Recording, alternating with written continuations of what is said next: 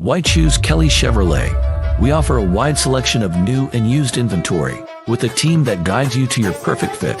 Our certified pre-owned options ensure peace of mind with warranties and rigorous inspections. Competitive pricing, flexible financing, and convenient trade and services, making your dream Chevrolet a reality. Trust our experienced service team to keep your vehicle in top shape and enjoy free car washes as long as you own your vehicle.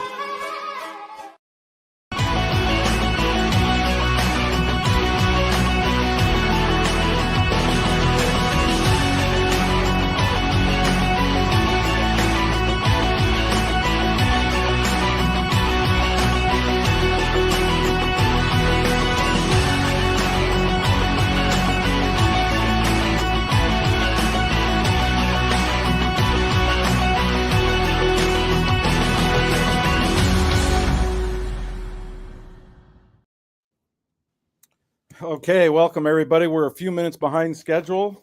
Our apologies. We had some technical difficulties tonight. I have a feeling with the weather coming tonight, this won't be the last time that we get interrupted. But that being said, I'm Casey O'Boyle with Northeast Indiana Game Night, bringing you our ALL-Gamenight Team, our award show, if you will, here on May 15th, 2025. I'm joined, as always, by Jake the Snake, who's in studio, but he's upstairs in studio because we had to have a little space. Jake, welcome. How's it going, everybody? Super pumped to be back here talking to you fellas about the end of season ball and the awards. Twitter for me, X account still majorly down, went from 1,100 followers to 77. So if you can find it in your heart to go to at Jake the Snake 260, please feel free to share, repost, retweet, whatever they're calling it these days, and get your boy back over to a clip over 1,000 if we could. Greatly appreciated. Absolutely. And Jake, while you're up there in my other office, please feel free to pick up. There, I know it's probably a mess. I'm already on it, Casey. There'll be a stipend at the end for you. Thank you. And then joining us from Summit City Sports, Jeff Mahoney. Jeff, welcome. Thanks, Casey. It was fun watching the draft a couple weeks ago. I know Shador Sanders had a lot of the pub during that draft there, but we had some local guys getting picked up. Yes, Sam sir. Scott from Snyder, Mr. Alexander from Toledo. Before that, Wayne High School. So it's fun to see those guys. And, once again, 260 just keeps on representing. Yeah, it was cool. And I thought it was fun to see Riley Leonard get picked up by the Colts. Yeah, I want to see him battle for that starting job. That would be pretty cool. So, yeah, definitely. Thank you, Jeff. Folks, again, tonight we're going to go through our awards, the ALL-Gamenight Team. A lot of work goes into this. I always put out the disclaimer. It's an impossible task. There are, for every 10, 20 guys that make it, there's another 30 or 40 that could have or should have. And we go to great lengths to send out a ton of ballots. Jeff asked me earlier today how many we got back, and I would say it was in the 50 to 60 range. And it's one of those deals that I hate doing it, but I also love it because it's so much fun. It's a lot of work, and it's very, very comprehensive. But there will be people left off, and that's unfortunate. But there's a lot of great, great young men on this team, and we're excited to bring it to you tonight. So, Casey, I'd agree. Just real quick, I felt like you had three kind of no-brainer selections for Player of the Year. Obviously, only one person can get that award, and we're going to unveil that later tonight. But it was a year where there were three you felt like really could have been. Well, and I think, truthfully, Jeff, you could probably make an argument for about 6 or 7. We had 10 on the ballot for that award. 10. It's by far the most. It's usually 3, 4, 5 guys that make the short list. We had 10 on that final ballot, and it was razor thin for the winner. And I think we had a tie for second place, and then we had 3 other dudes in third, fourth, fifth, and sixth place right on their heels. So and we'll get to that at the end of the show. But yeah, it was tough to narrow it down for sure. Jeff, real quick before we get into it, sad news this past week. Bishop Dwenger football family lost a legend in Brian Bobe. He was a teammate of yours when you played for the Saints back in the 90s. I believe, was he a 95 grad? Do I have that right? He was. Okay. And that's right when I came back to the News Sentinel. And I remember writing feature stories and game stories with Brian at the centerpiece of those stories. He was just the definition of a man among boys in high school. I mean, he really was such an absolute unit, and what a great baseball player too. I remember the prodigious home runs he would hit. But at any rate, Brian passed away unexpectedly in his sleep a week ago Sunday, and they just had the funeral for him. And so we just want to, throw prayers out to his wife Tracy and to his kids and to the rest of the family. That's a sad story. Obviously, gone way too soon. Yeah, he had a younger son play linebacker at Carroll High School. Brian was 1 grade ahead of me. He was 2 years older than I was. When I was 10 years old, he was on the 12-year-old all-star team with Tiffany Gooden and Brett Rohrbacher and Darren Swanson. Just some names that, are still not forgotten in Fort Wayne. Brian caught a touchdown as a freshman on the state championship team, 1991 at Bishop Dwenger. He was a dual sport, just absolute stud. He was a 3-sport athlete, played basketball too, but really could have went D1 for baseball or football. Opted to go to IU. He and Jabbar Robinson were both true freshmen at IU at the same time, both linebackers. And it's just so sad. 49 years old is just way too young, Casey. But for those that grew up during that time, seeing him on the football field or baseball field, it's like you said, he was just different. He was a special athlete. Think of Jalen Smith, think of Drew Tranquil, names like that. Brian was right there with them. The biggest thing for him was he's like 6'2", 220 pounds all through high school, even as a freshman. I mean, I think he was that size as an 8th grader. Mm-hmm. And he had that next man speed, that next man mentality, where if you lined him up next to somebody, he was going to beat him.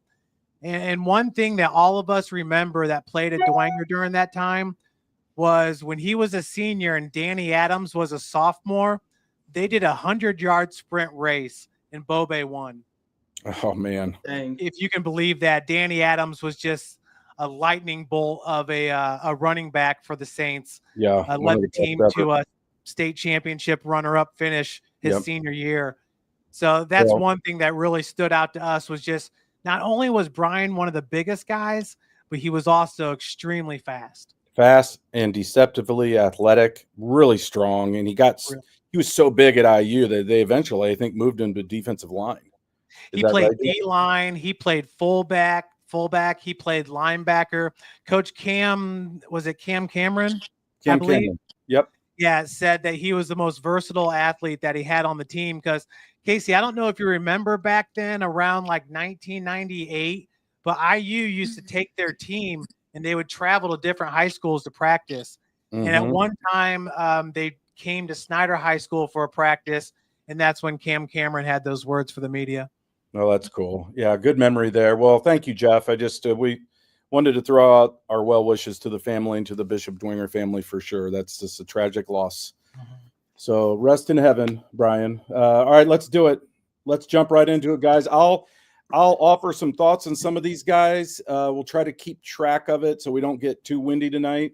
I might tee up you guys on certain guys that I know you have comments on, but if you feel like you want to add something, feel free. Let's go ahead and get to it. Jeff, the 2024 top 80 or top 92, it's the ALL-Gamenight Team, and we'll start alphabetically right there. Player number 1, Kian Arroyo. Oh, he lost it. Yeah, what happened with that? There we go. We're back on. Okay. Well, Kian, he's just a junior, 2-way standout. 68 tackles, 6 picks, including 2 pick sixes. Also had a kick return for a TD.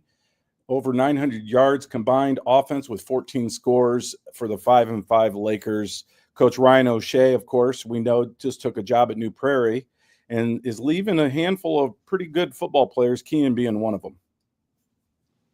Boy, I'd agree with that. He had a great sophomore year with 675 yards receiving. Followed that up with 725. Like you said, a 2-way star. They're going to need him big time with the graduation of Carson Mickham. But it should be, the cupboard's not bare for the new coach. Is it Tom Wagaman? Wagaman, yes. That's who it is. And trying to sync up with him to see if we can get a few of these Lakers down to the photo shoots this summer, including Braden Holbrook, whom we might be able to mention later. All right, let's go to the next guy there, Grady Baker from Belmont, also a junior, one of the area's top wrestlers, a two-way guy. I mean, you know how I feel about the guys, especially in the trenches, that do double duty, offense and defense. They always get a little bit of deference, and I think Grady Baker this past year was just one of the top players in the Northeast 8 for Coach Nick Hall. Still trying to turn the corner there. It's been a difficult slog, but you know what? If anybody can do it, we always say it's Coach Nick Hall. And I think Grady Baker is a really, really tough dude. Again, he had 40 tackles, 6 tackles for loss on defense, including 4 QB sacks, but really made this team on both sides of the ball. Next guy, handsome fella right there, Luke Bauman, South Adams representative here. He's not the biggest fella, but I tell you what, he is downright tough. IFCA All-State this past year for the Starfires, who made that great late run in the season. He's got the 5th most offensive line starts in South Adams history, which is pretty notable. Either anything else you guys want to add on Luke? Jake? Nope. No, just definitely, like you said in your spot there, he's a typical player for South Adams. Everybody's got to step up, got to play 2 ways, hard hat style kid, maybe a little undersized for the position. You pretty much nailed it, but those are all true. Yeah, and he's got great hair. I mean, he should have been on the all hair team with those flowing locks. But well deserved, Luke. Congratulations. My understanding is he's just going into the workforce straight from high school, and I like to see it. The man wants to make his money. I like that. All right, next, Brody Beeks. I mean, he's got the headband on. Again, maybe a little undersized vertically, but tough as nails in the trenches. 43 tackles, 8 TFLs this past year, 2 QB sacks, and 2 forced fumbles. So he always seemed to be in the mix, did Brody Beeks. This is another prototypical tough Carroll defender. Jeff, do you want to comment on Brody? Yeah, just great speed too that he brought. 5'10", 250 pounds. That defensive line, that defensive front 7, and their safety for Carroll, just extremely impressive last year. Yeah, for sure. And Brody is just one of those guys that's kind of been a mainstay really for the better part of the last 3 years in the defense. I gotta confirm with my wife on this, Casey. I think my wife is related to him. Get out of town. I'm pretty confident. I'll confirm. Gosh, I mean, I thought you were going to drop some 4-H stuff on us. Or something. I thought maybe you knew his second half brother's cousin. That's right. Well, wow, the wife. Okay, well, that's pretty impressive. Congratulations to Brody. All right, next guy, Jake. I'll let you I'll tee you up on this one. Riley Biddle, the junior 2-way standout for East Noble. Yeah, I think coming into the year was a little bit underrated. Definitely showed his moxie as the season went on, and now just kind of one of these game night names, man. You could argue which side of the ball you liked him better on, but 1,784 passing yards, 23 TDs, 7 picks, played the position really well. I thought he was probably a little more underrated than stats would show, but heck of a ball player. And, Jeff got to watch a ton of his tape too. Jeff, any comments on Riley? And a great wrestler. I know the season did not go the way he wanted this year during his junior year, but a standout wrestler there for East Noble as well. He did not play quarterback as a sophomore because he was a starting safety. Last year, he was getting his first varsity reps, and you cannot deny the arm talent, Casey. The way that ball leaves his hand is electric. It's unlike most that you'll see in the state of Indiana. I could venture there's maybe 10 guys that throw the ball the way Riley Biddle does. I'm super excited for his senior year because he's got all of those reps under his belt. I expect his completion percentage to go up, and arguably that was maybe the rough spot in his game last year. Yeah, for sure. Some decision-making that will improve, I think, from junior year to senior year. And I'm excited to see where his recruiting stock goes. I think he's probably more a safety at the next level, but who knows? To your point, Jeff, he does spin it really, really well. Throws a really catchable ball. And I think some of those receivers would attest to that. One quick note also, if I'm not mistaken, playing for a first-year head coach up there, came down from Western, right? Yep. So what's he going to do in year 2 with, working with the cadence, the timing, and everything with his coach for a second year, senior year for him is going to be great. Yeah, for sure. All right, next guy, Adam Blakey. I'll just talk briefly. On his way to University of Indianapolis, where, our man, Mr. Coach Blackman down there, Yep. Snyder Product, is kind of plucking a lot of these guys from Fort Wayne, especially from Snyder. All SAC, all state, 67 tackles, 8 QB sacks last year from his defensive end position. Really, really good player who I think is going to have a heck of a college career. Jeff, do you want to add to that? Yeah, I would agree. I mean, he was kind of a quiet, great player for Snyder. If there is such a thing. I mean, obviously that's a great defense with Brandon Logan and Landon Fry, and Blakey was like a 3-headed monster there with those 3 guys there. So kind of like an unsung just stud for the black attack. Yeah, for sure. I think that's a good point that you make, that he kind of was a little bit in the shadows of those other 2 guys, and certainly some of the guys on the back end as well. All right, Jake, I'll let you take this guy, Mikhail Bottles. What a name, from West Noble. Absolutely. A two-way guy. Jake, take it away. Yeah, man, definitely a top playmaker. Chargers were 10-2, 17 balls for 279 and 3 scores on O. But the big thing is the 71 tackles and 3 takeaways on defense. He's also shown as Prep Red Zone's one of their under-the-radar D players, coming back on the defensive side of the ball as a senior, which is great for him. And looks like Hillsdale was at the school checking him out recently. So big things coming from Mikhail. Yeah, that's pretty cool. And that's another player for Coach Monty Maywater to build around next year. Got some big losses, up in Ligonier, but Mikhail will be a key fixture for sure. The next fella on this list, if you'd slide over, Jeff, Tatum Brooks. Huntington North. What a season Tatum had. A region all-star selection, first team all-conference, 974 receiving yards on 42 catches. Pretty prolific on offense, but he also had 38 tackles, 5 picks, and a punt return for a touchdown. Tatum is headed to the National Guard, so he's going to protect our country. So congratulations to Tatum. Well-deserved. Any thoughts on him, Jeff? Well, I mean, you go from 1-9 to 9-4. I watched these guys compete against East Noble in the regional game, and they hung with them. They actually had the edge early on, but East Noble is just a juggernaut with a lot of depth. So what Brooks and Decker were able to do, combining, that team was a lot of fun to watch. Their play calling was really, really interesting and really cool to see. Coach Eschbach doing a great job there with the Vikings.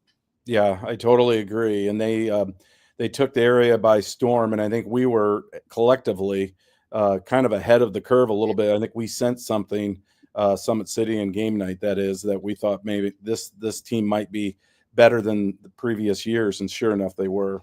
Yeah, and we've talked a lot about what Huntington North has done with their facilities, Casey. I mean, they have come to play. They just hired Gary Andrews away from Northside to coach up their girls' basketball program, and he's got state championships with Lures in girls basketball. And they've got a pedigree there from the days in the 90s when they had great teams with Lisa Winter, Miss Basketball, leading the way. So he can turn that program around and have them on top again. So that's a great hire. All right, next guy, my man, Avery Cook. Man, what a season he had a year ago as a junior. This year, Jake and I were joking earlier, I swear they had 3 or 4 guys guarding him every play because he was definitely that key option for that Concordia offense that really never got on track as the year went on. And but he still put up really solid numbers and a really good high school football player. Jake, take it away. Yeah, he was in one of our features with our eyes on in the Snake Eyes article as a junior, and just had an incredible junior season. And that's the thing about these D coordinators in the conference, man. They schemed a lot of things to try to shut him down, but nevertheless, still 383 yards this season and 6 tuds, which with the amount of eyes that he had on him and the amount of defensive schemes set for him with what he was able to do his junior year, still a heck of a season. I think you were saying, Casey, he's going to IU for maybe finance. Is that right? Yeah, finance and economics. Very so cool. Maybe you can, help manage my Bitcoin or something in a few years. I don't know if they teach that down there, but he's going to find out, isn't he? Well, good luck. At least explain it. Yeah, no doubt. Good luck to Avery. I mean, Just a really good wide receiver for the Concordia Cadets, and he leaves some big shoes to fill. All right, next guy from the Leo Lions, Isaiah Coolman. I mean, this guy is a cool man for sure. One of the top heavyweight wrestlers in the state, a 2-year starter. He's coming back for a 3rd year. I joked with Coach Dorfler. I said, is he playing anywhere next year, thinking he was a senior? And he said, well, I hope he's playing for Leo. And sure enough, he is. He's coming back as a 3-year starter for the Lions. Wow. And he's just one of those wrestlers that it translates often to football, especially, I think, in the trenches. And he's just really, really good with his hands. So I expect a big, big year this upcoming fall for Isaiah. Jeff? Yeah, and, Leo arguably was the most consistent run game in the NE8 last year. And I know we'll talk more about their running back, but you're right. They returned some good juniors at Leo.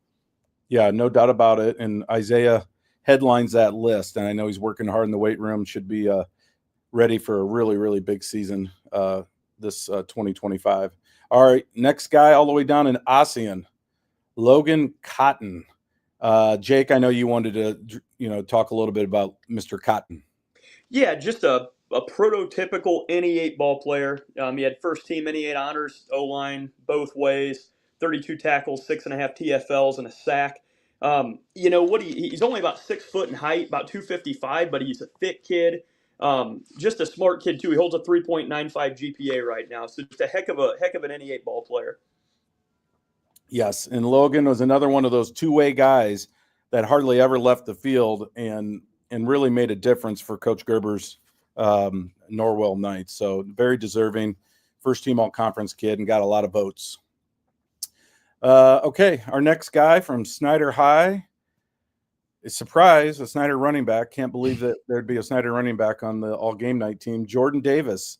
He didn't necessarily have the most spectacular numbers, but they were really, really solid. 721 rushing yards and 9 touchdowns. But again, in SAC standards, by SAC standards, he was one of the top backs in the conference and earned enough votes to make our team.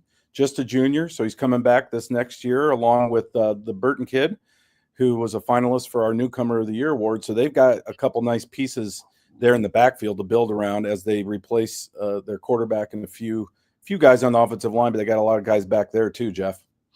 Yeah, and you just said they have to replace their quarterback. I had a chance to talk with Coach Isaacs during a wrestling meet back in January. He said this is the first time that he can remember that they have not had a quarterback in the program.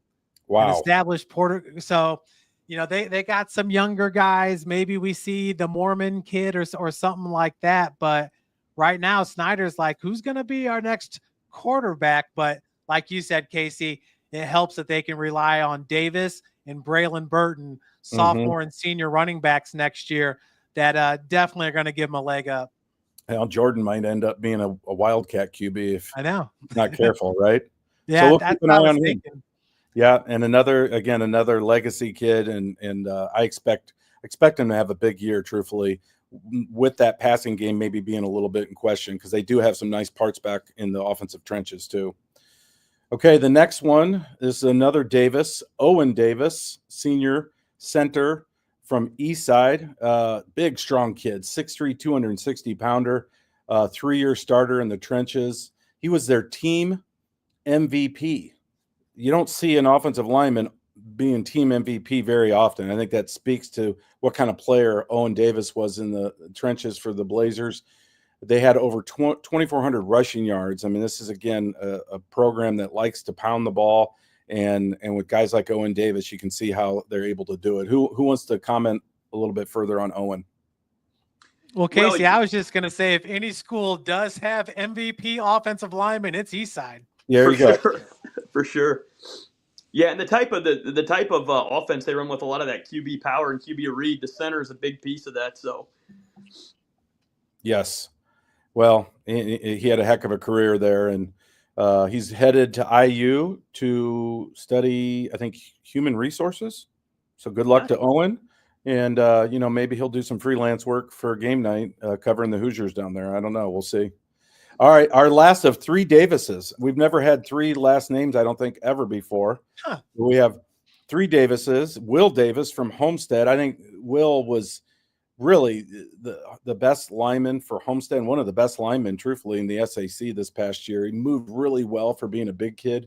Homestead averaged almost 260 yards per game, and he was a finalist for the Fabini Award, which goes to our top lineman in the Game Night Nation. So congratulations to Will Davis. I don't think he's playing in college. I could be wrong. Do you know, Jeff? Is he playing anywhere? No, I'm not 100%.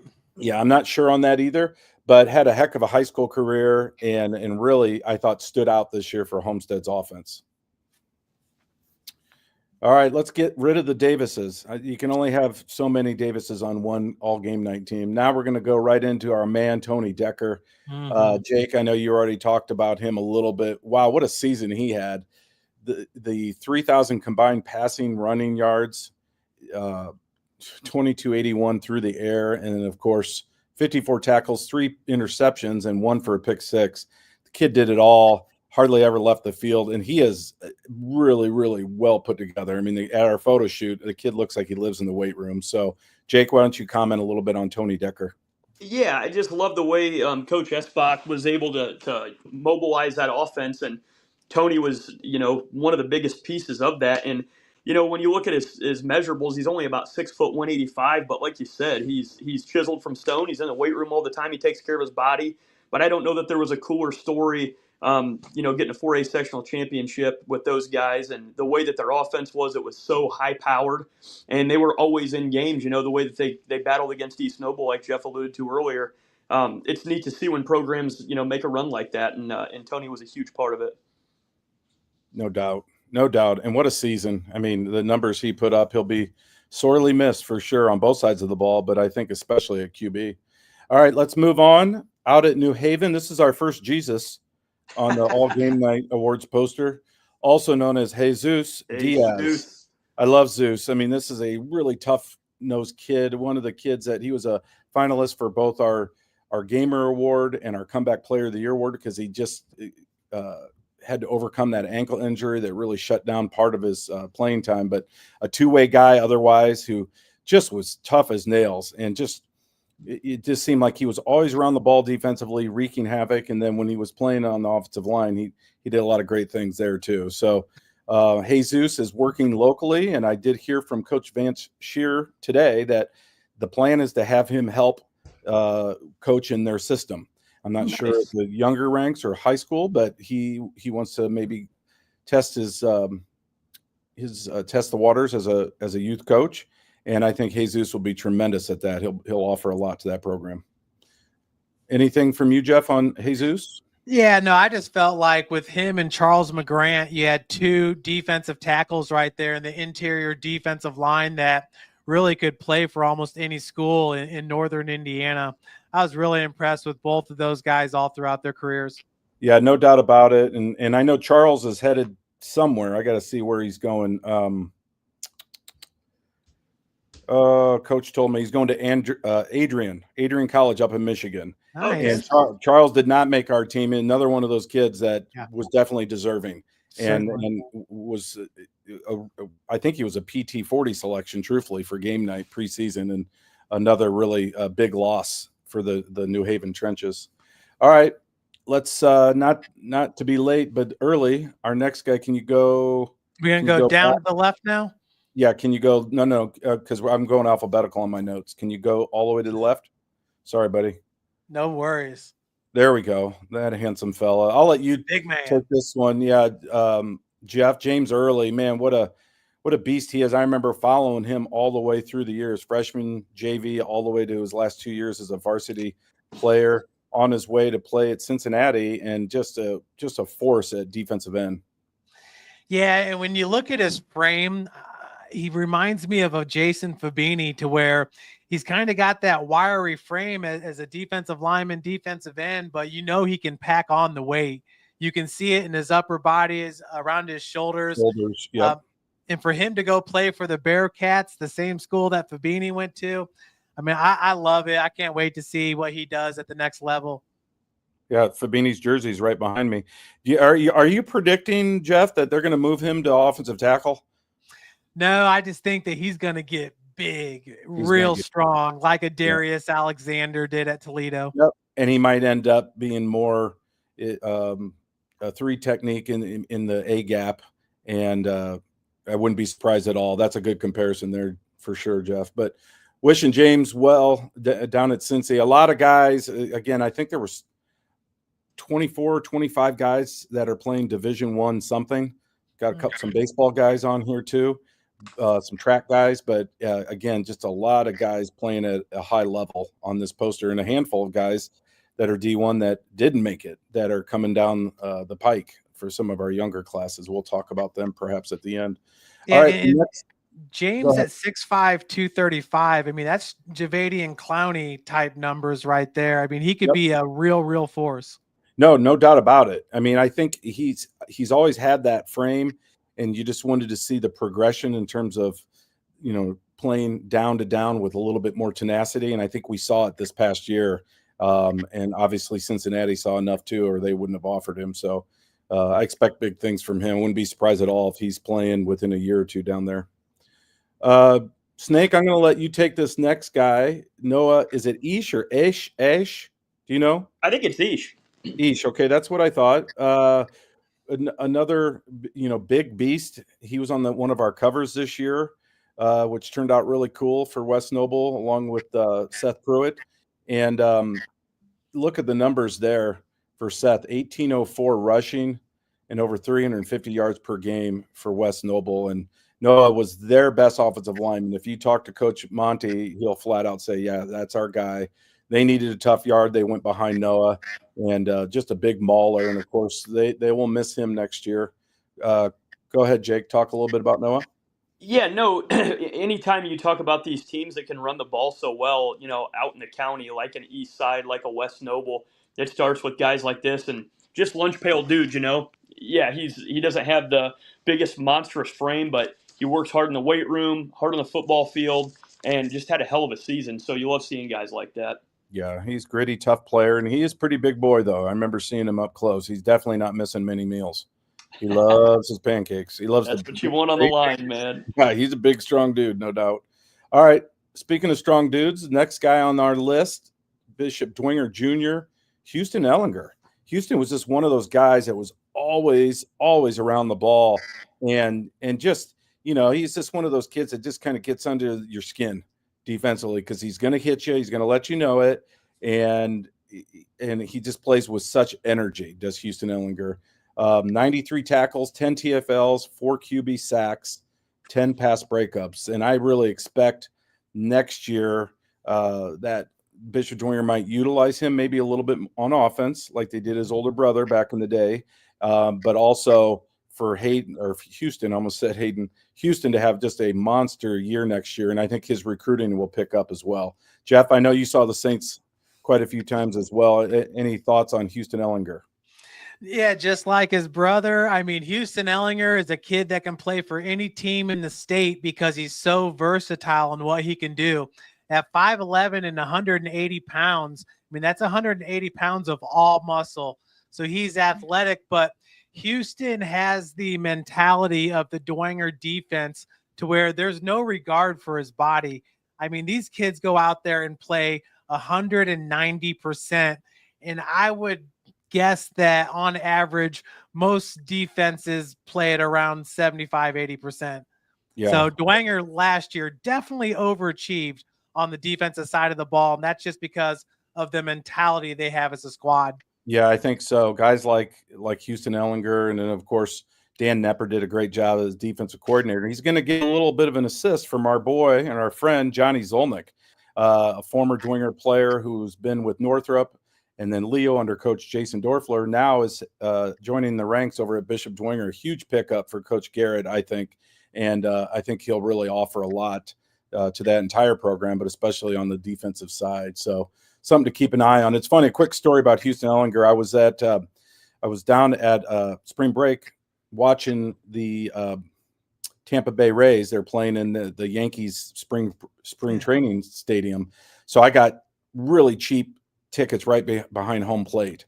And I was, it's not very often you can sit right behind home plate for a Major League Baseball game.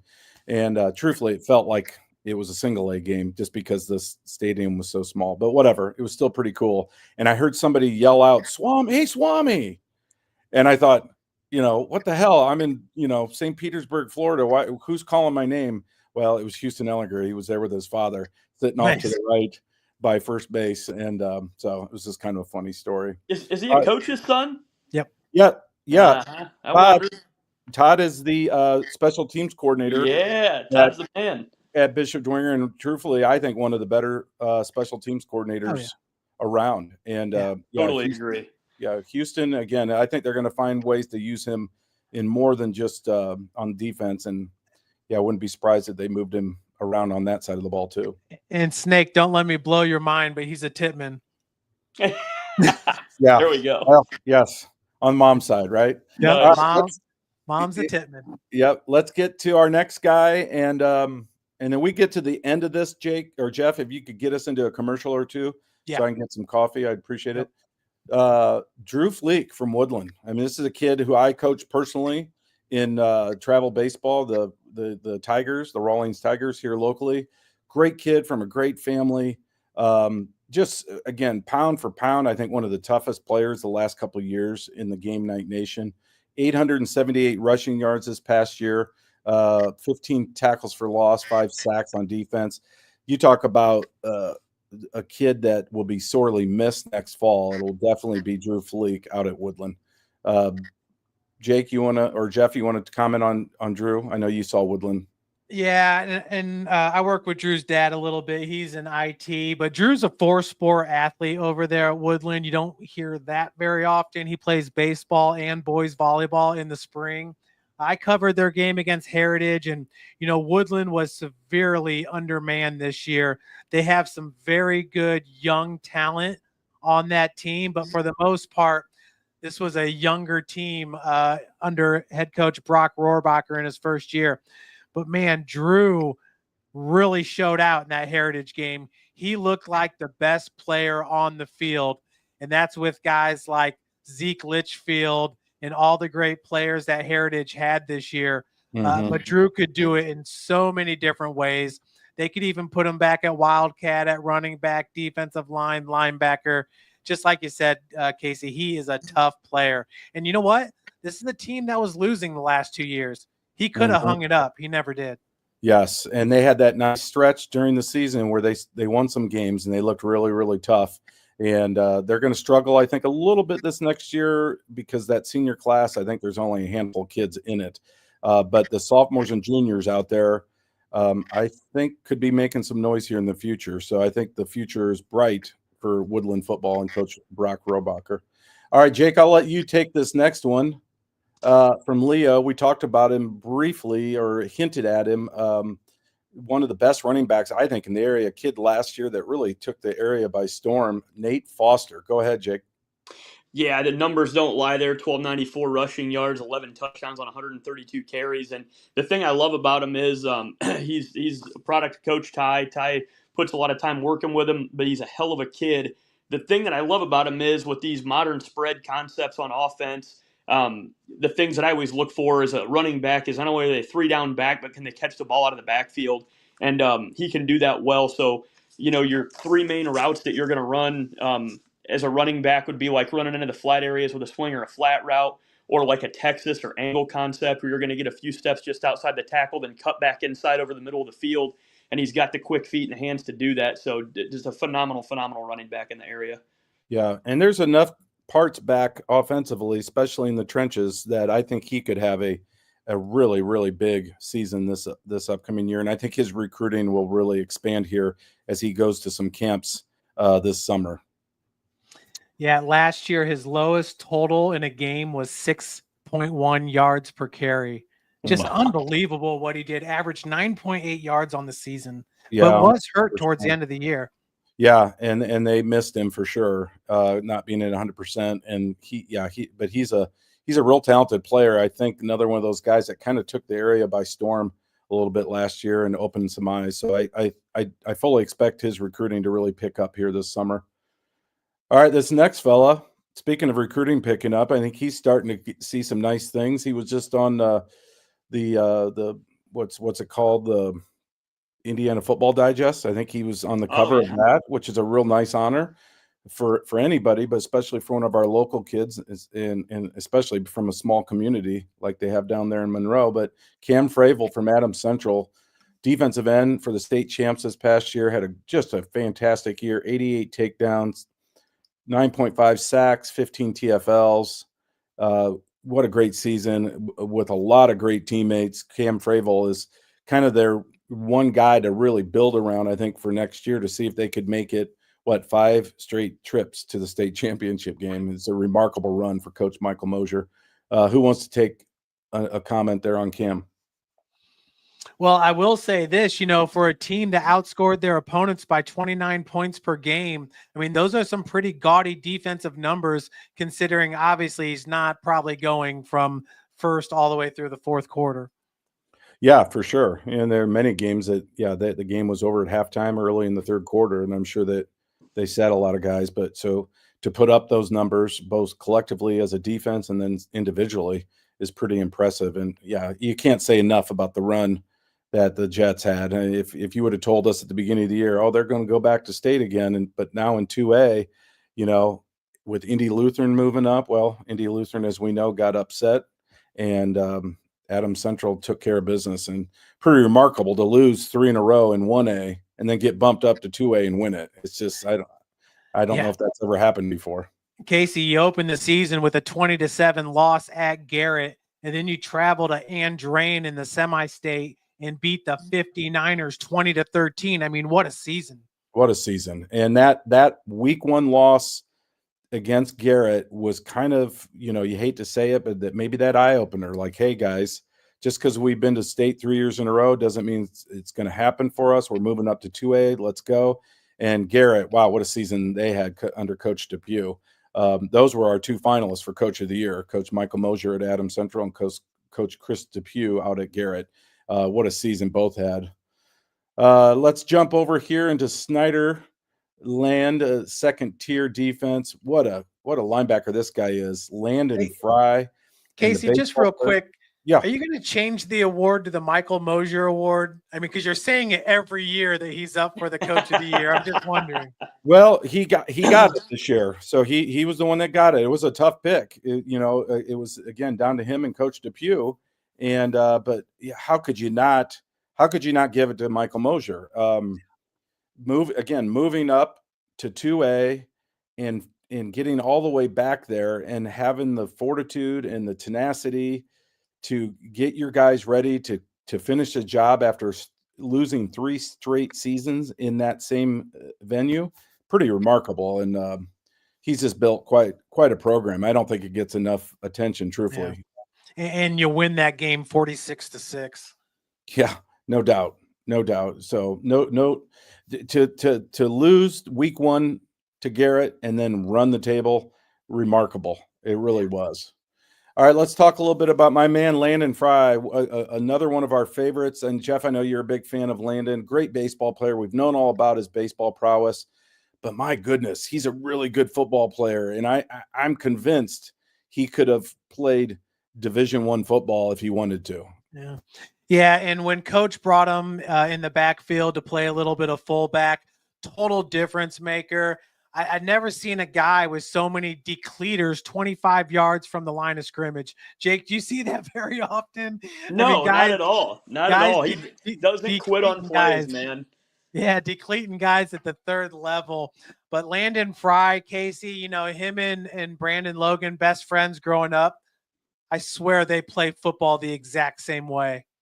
I mean, these are 2 tough guys. And they're the kind of tough guys that do it the right way. You know what I mean, Casey? Yeah, Smack no doubt you in the about it. mouth, but then help you off the ground type of thing. Pick you up, pat you on the back, and then do it again the next play.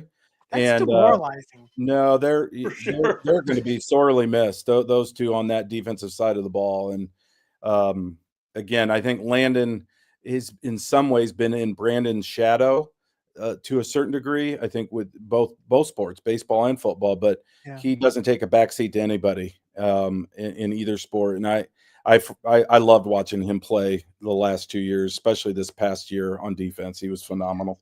I mean, I would say that he is as hard of a hitter as Sheely or Logan. Yeah, you might. I think you might be right. I mean, and on both sides of the ball, like you alluded to earlier. And those are 3 of the hardest hitters that I've seen in the last 10 years. Yeah, no, I think you might be onto something. He was a really fun player to watch, and we wish him well down at IU on the diamond. All right, Jake, I'm going to let you take this one. I'm going to just tee it up first. Speaking of baseball, Drew Graft from Norwell High is on his way to Taylor to play baseball. The Graft name down there, of course, is synonymous with really stud athletes down at Ossian, and very versatile player in the conference. We wrote that he was Norwell's Swiss Army knife. He really was. Look at these numbers: 399 receiving yards, 123 rushing yards, 4 for 4 passing for the hell of it, right? 12 of 14 PATs, 24 tackles, and 3 TFLs on defense. And he sold popcorn at halftime. I didn't have enough room to put that on the list. But, yeah, again, another kid that will be sorely missed in Ossian, and Coach Gerber really relied on Drew Graft. Jake, take it away. I kind of stole all your thunder.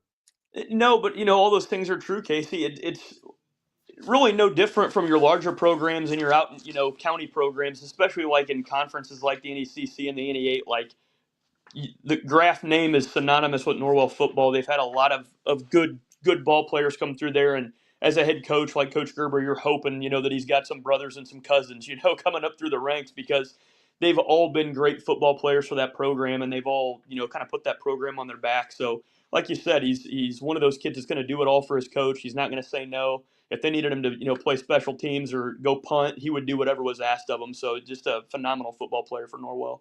Yep. All right, this next guy, I mean, wow, has he got some recruiting buzz going on right now? Jake, I'll let you talk a little bit about it, but my understanding is it's a 4-way race, 4-horse race for Quay Guilford services at the next level. Tennessee, Alabama, Ohio State, and sleeper Indiana University. And I've got a crystal balls prediction from the Swami that says that Quay is going to be heading to Bloomington. I think he's heading to Bloomington. I just got a hunch. I have no inside track there other than the fact that I own crystal balls. Jake, comment on Quay. I hope you're right. That'd be great to keep him in state. No, I was a little surprised by his decommitment, but it's wide open down to his Final Four. You look at any of these showcases and any film clips that have been shown. I know Brian Alt, Midwest Scout, 24/7 Sports. Everybody's sharing. He has great feet. Great hand placement off the line. If somebody tries to jam him, he's got all the tools to, get off the ball and then make himself available to catch the pass.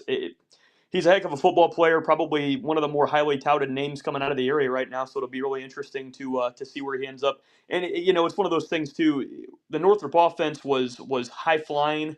That game with Huntington North was absolutely fantastic. I think it had to delay; they had to come back to it, but 512 yards may not sound like huge numbers, but that offense had 3-4 top flight receivers as well that all had to get their touches. So he's going to be damage control at the next level with whichever Division I school he goes to. Right, and I think with David Callison, the classmate QB coming back, I think David's primed for a big season for the Bruins. And they've got a couple other guys that I'm hearing might be move-ins that might change the landscape out there as well. If they can get the help in the trenches and on the defensive side, watch out. Northrop football could surprise in the fall.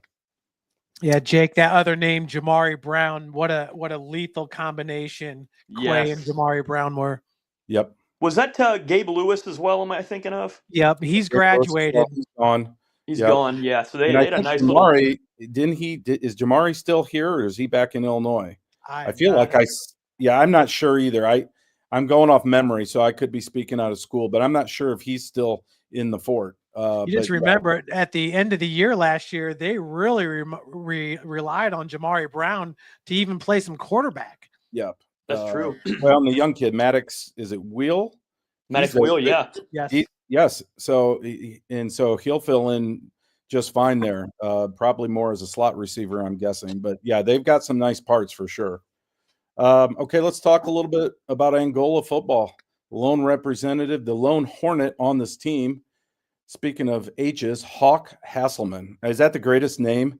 It really If there on was this poster? ever a poll posted for greatest football name, I think everybody agrees. It's fantastic, and the fact that he's a Hornet on top of it just makes it all the better. But what a year he had: 960 rushing yards, 539 passing, 36 tackles, 2 picks on defense, 84-yard punt return for good measure.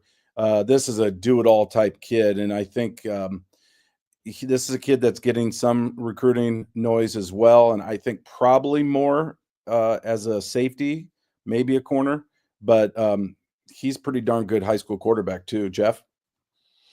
Yeah, and you love to see Angola take the next step as far as the win total is concerned, and bringing back a staple like Hawk. It's going to bode well for Coach Thomas. Yeah, no doubt about it. And they've got a couple other nice guys in his class, and I think a couple sophomores too. So I think Angola could be another one of those sleeper teams next year. All right, next one I'm going to let Jeff. I'll let you kind of handle this one. The Mad Hatter. I love the Mad Hatter from East Noble, a repeat selection to the ALL-Gamenight team. Jeff, what are your thoughts on Logan Hatton? Logan Hatton is like the utility knife. I mean, I don't know what you want to call him, but he's the perfect secret weapon. It doesn't matter if it's on offense or defense. He wasn't listed as a starting wide receiver for East Noble, but he finished third on the team with 333 yards receiving and had a team best 6 touchdowns receiving. So it's a guy who made the most out of what he had, whether it was returning an interception to the house. Defensively, he was arguably their best defensive back. And if I remember correctly, Casey, their defense last year had a ridiculous amount of interceptions. Tons. Yeah, Tons. let me pull it up real quick. Like but 30 interceptions as a team. Yeah, Wow. that's insane. And they made it all the way, of course, to the state finals, falling short. But what a season. Talking about a Coach of the Year finalist, Alex Stewart, in his first year up there in Kendallville, he was right there on the heels of our top 2 guys on that list. And having a player like Logan Hatton is a big reason why he's on his way to the University of Indianapolis. Nice. Again, a theme there. There's a bunch of guys on this poster that are heading down there. Coach Blackman is really pilfering this area. Raju. He knows what he's doing. No doubt. All right, here's another game night favorite from Garrett High School. He's going the trade route for his post-high school pursuit, just like my son Caden, who's going to be an apprentice, and I think that's fantastic. Kobe Meyer did that last year. Yeah, I think there's 4 or 5 guys on this team. It's becoming much more popular. My son Caden is going to be an electrician, which is great. He's saving me and his mother a ton of money on college, and he'll be making a ton of money. And I think he'll be just fine. Calder's going to follow a similar path, and what a career Calder had there. Basically, remember, thrust into duty as a sophomore at QB. 2-year starter or 2-way starter, 3 years. Also a really good defensive back. He was a finalist as well for our player of the year. I think he was in that 5th spot for total votes, which is pretty impressive coming out of the NECC. And again, 2,200 yards combined offense, rushing and passing, 81 tackles, 3 picks on defense. Without question, the emotional leader for that team, and what a season the Garrett Railroaders had. Jake, you want to talk a little bit about him? Oh, yeah, he's going to go down as a local hero. That was a magical run that they had, and a great way for Coach Depew to kind of leave out. I remember a story that he was telling us, I believe, when he was down here in the cave that – don't remember which game it was, but, they're winning the game, and then he gets banged up right before halftime or something, or right after halftime, so he goes in to get checked out, and he hears the other team score, so he – throws his lid back on, sprints back off the track, and he's like, put me back in, I'll deal with it. And that's the type of kid that he was. He was going to, give every ounce of blood, sweat, and tears that he had on that football field on both sides of the ball. And, man, he had some just amazing plays throughout the year and helped them on that incredible run that they had. Yeah. Well, and like Casey said, he was thrust into action his sophomore year. I mean, it was a kind of tumultuous situation right there. So for him to take all that on his shoulders and kind of steady the team and eventually lead him to a semi-state game his senior year, it's really impressive. Yeah, for sure. They got that signature win to open the season against Adams Central, and then what they did during the course of the season with some big wins against some really good rivals in the NECC, and then the playoff run. That it was what a way for Coach Depew to finish. I was kind of secretly pulling for him to get these kids down to state, but they came up just short. But again, what a run! And Garrett has not been the last few years under Coach Depew. It felt like they were just kind of stuck in the mud a little bit, kind of a 500 type program. And that program is so proud. And then Coach Depew's had so much success going all the way back to his days at East Noble. So I was really happy for him and for that, all those kids. So it'll be interesting to see what they look like next year with a new coach. Yeah, no doubt. Casey, think about it. A special season last year for Garrett. You go to West Noble and win that game twice. Obviously Seth Pruitt had a great career there. Then you beat Knox, a team that West Noble's never beaten. You beat them at home 41-40, come back from behind, and then obviously losing to Lures kind of stunk, but some great wins. Some great wins and great memories for those kids and for those fans, no doubt. Special season. Speaking of a special season, this next fella and his cohorts, look at he's wearing the jersey at the photo shoot from the state finals. See the patch there? Nice. That's from the previous year. I love that the kids wore their state finals jerseys to the photo shoot, and all their seniors came to our photo shoot this year, which was really cool to see them make the trek to Fort Wayne. And Matt Heiser, a two-way guy, just a standout player, running the ball, scoring touchdowns in the red zone as a fullback, and then the defensive numbers: 78 tackles, 6 TFLs, 3 forced fumbles. He again epitomizes what an Adams Central football player looks like, and just another one of those seniors that's moving on. I don't think any of those guys are playing in college, which is remarkable to me. I think they're all just going to school or going to work or trades or whatever, and that's all wonderful. But it just shows you the kind of program that Coach Mosier's built down there. They just have a bunch of little robots, and you just plug them in. And remember when we had Coach Rick Minnick on, the legendary coach? I mean, he raved about Coach Mosier and what he did to further enhance what that program was already built on from 25, 30 years before. And it's an absolute juggernaut. Yeah, I'll tell you what, maybe these guys aren't going on to play at the next level, but I can pretty much guarantee you they never miss a day of work, never show up late, never complain, never are a distraction. I mean, that's the kind of program that Coach Mosier has. It's a beautiful thing. Yep. Good point, Jeff. They'll all be great teammates, great employees, hard workers, honest, you name it. They're going to check a ton of boxes, and they're all going to be very, very successful in life. All right, Jake, I know you wanted to talk a little bit about this fella, handsome dude, another guy that really I think is going to go down as one of the best running backs in DeKalb history, Caden Hinkle.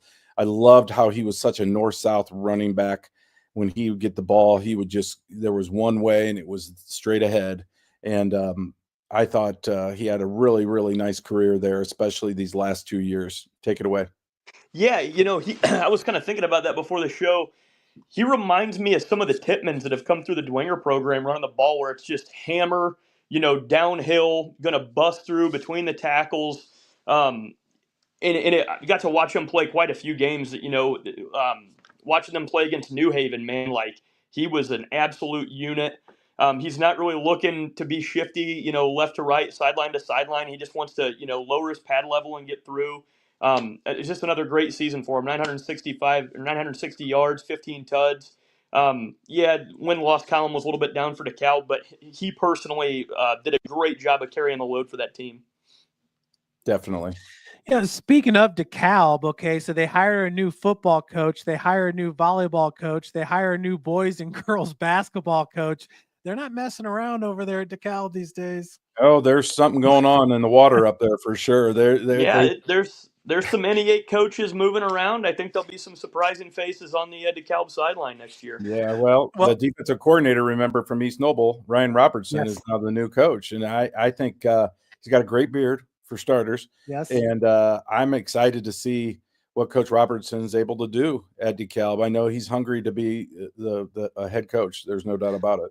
Well, there's a few of those Knights that actually live closer to DeKalb. One of those maybe being the star running back linebacker, but I think DeKalb's tired of those kids going to another school.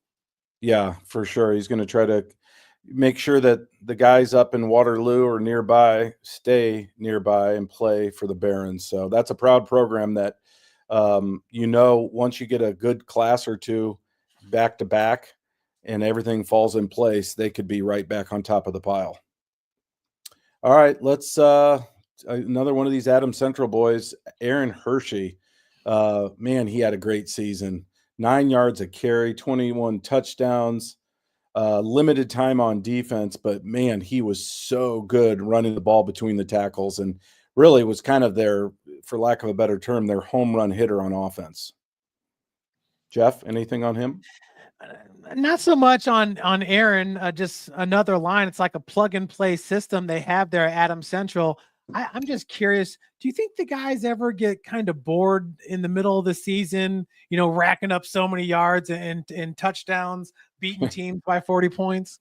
I think the answer is no. I think they love it. They relish it, but they're not showy. I mean, you think about Adams Central's football players during our years covering them, Jeff. They're they're just all very quiet, respectful, hardworking kids. I mean, they are almost clones of one another.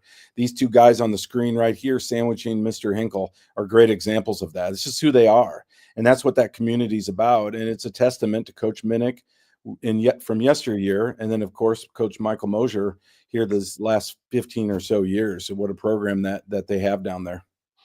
Yeah, most successful organizations have stay in your lane type of guys, and you just feel like these Adams Central boys are like that. Yeah, they're 11 lanes on each side of the ball. There are no superstars, and they all just buy into the system and they do their role to a T, and they do it graciously. So it's quite a thing to behold. It'll be interesting because they've got a lot of seniors moving on this year. But I'm not betting against them. I can promise you that. Snake, this next one, are we at the end of the page? Oh no, we got the last one. Last one, and then if you kick us to a commercial, so I can get some more coffee, and I can see Jake up there shaking in my office. He needs some 5 Lakes too. Landon Hepner, Jake, I'm going to let you take this away. I won't stammer over myself. Landon had a heck of a career at Leo. For sure, man. Hep is an absolute unit. Committed to play at Army. Going to be going down there with Showtime, Stratton Fuller. 3-time All NE8 member. 30 tackles and a pick. 822 yards and 11 scores on combined offense. Really solid player on the offensive side of the ball. But, man, as a corner, as a defensive back, you could even put him back as a safety if you needed to. I'm not sure where Army's going to end up putting him back. But I love him at corner the best. He's just one of those guys that can flip his hips really well. He can run in free space. Man, he knows how to jam at the line. He knows how to keep his eyes on the quarterback, on the ball, knowing when to shade away, like rangy in zone, great in man, just one of the better defensive backs that we've seen play in the NE8. And, you could have put him on any team in the area, and he'd have been just as dominant. I agree, and I think you're right. I think I see him as at a corner at the next level, and he's not a huge hitter, but he's a really, really good tackler. I mean, in open space, you're not going to juke him. I mean, he's just got really good instincts, ball instincts, and also tackling instincts. So I think he's going to fare very well at Army. Jeff, any thoughts on Landon? He's just pure speed. I mean, Landon's got legit 4.4, 4.5 speed. I know a lot of people throw that out there, but if you have ever seen him at like the Traction AP showcase throughout the years, he's always one of the fastest guys. He's the real deal. Yeah, and I don't think he played baseball this spring, which is a shame because he was a heck of a player on the diamond. But I'm not sure of the reasoning behind that, but I wouldn't be surprised if he just thought, you know what, I'm going to get to the weight room. I'm going to work my tail off. And I think he and Strat will both make an impact at Army sooner than later. All right, let's take a quick commercial break and refuel. Jake, I'll be up and I'll fill you up, and then I'll get back down here to the cave and we'll get to the next line. Stay tuned, everybody. Why choose Kelly Chevrolet? We offer a wide selection of new and used inventory with a team that guides you to your perfect fit. Our certified pre-owned options ensure peace of mind with warranties and rigorous inspections. Competitive pricing, flexible financing, and convenient trade-in services, making your dream Chevrolet a reality. Trust our experienced service team to keep your vehicle in top shape, and enjoy free car washes as long as you own your vehicle.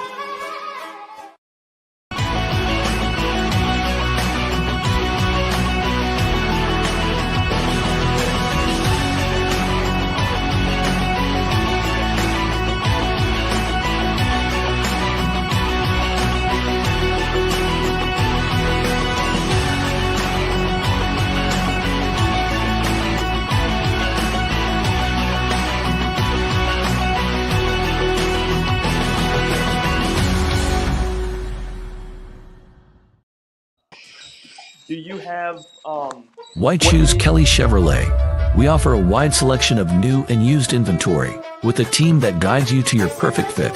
Our certified pre-owned options ensure peace of mind with warranties and rigorous inspections. Competitive pricing, flexible financing, and convenient trade-in services, making your dream Chevrolet a reality. Trust our experienced service team to keep your vehicle in top shape, and enjoy free car washes as long as you own your vehicle.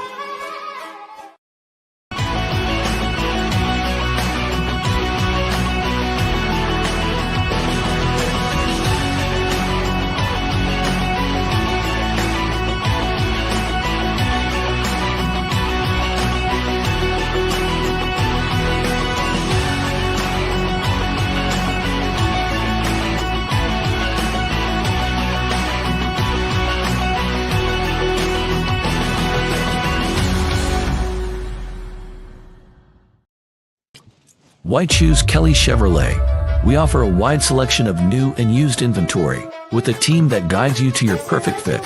Our certified pre-owned options ensure peace of mind with warranties and rigorous inspections. Competitive pricing, flexible financing, and convenient trade-in services, making your dream Chevrolet a reality. Trust our experienced service team to keep your vehicle in top shape, and enjoy free car washes as long as you own your vehicle.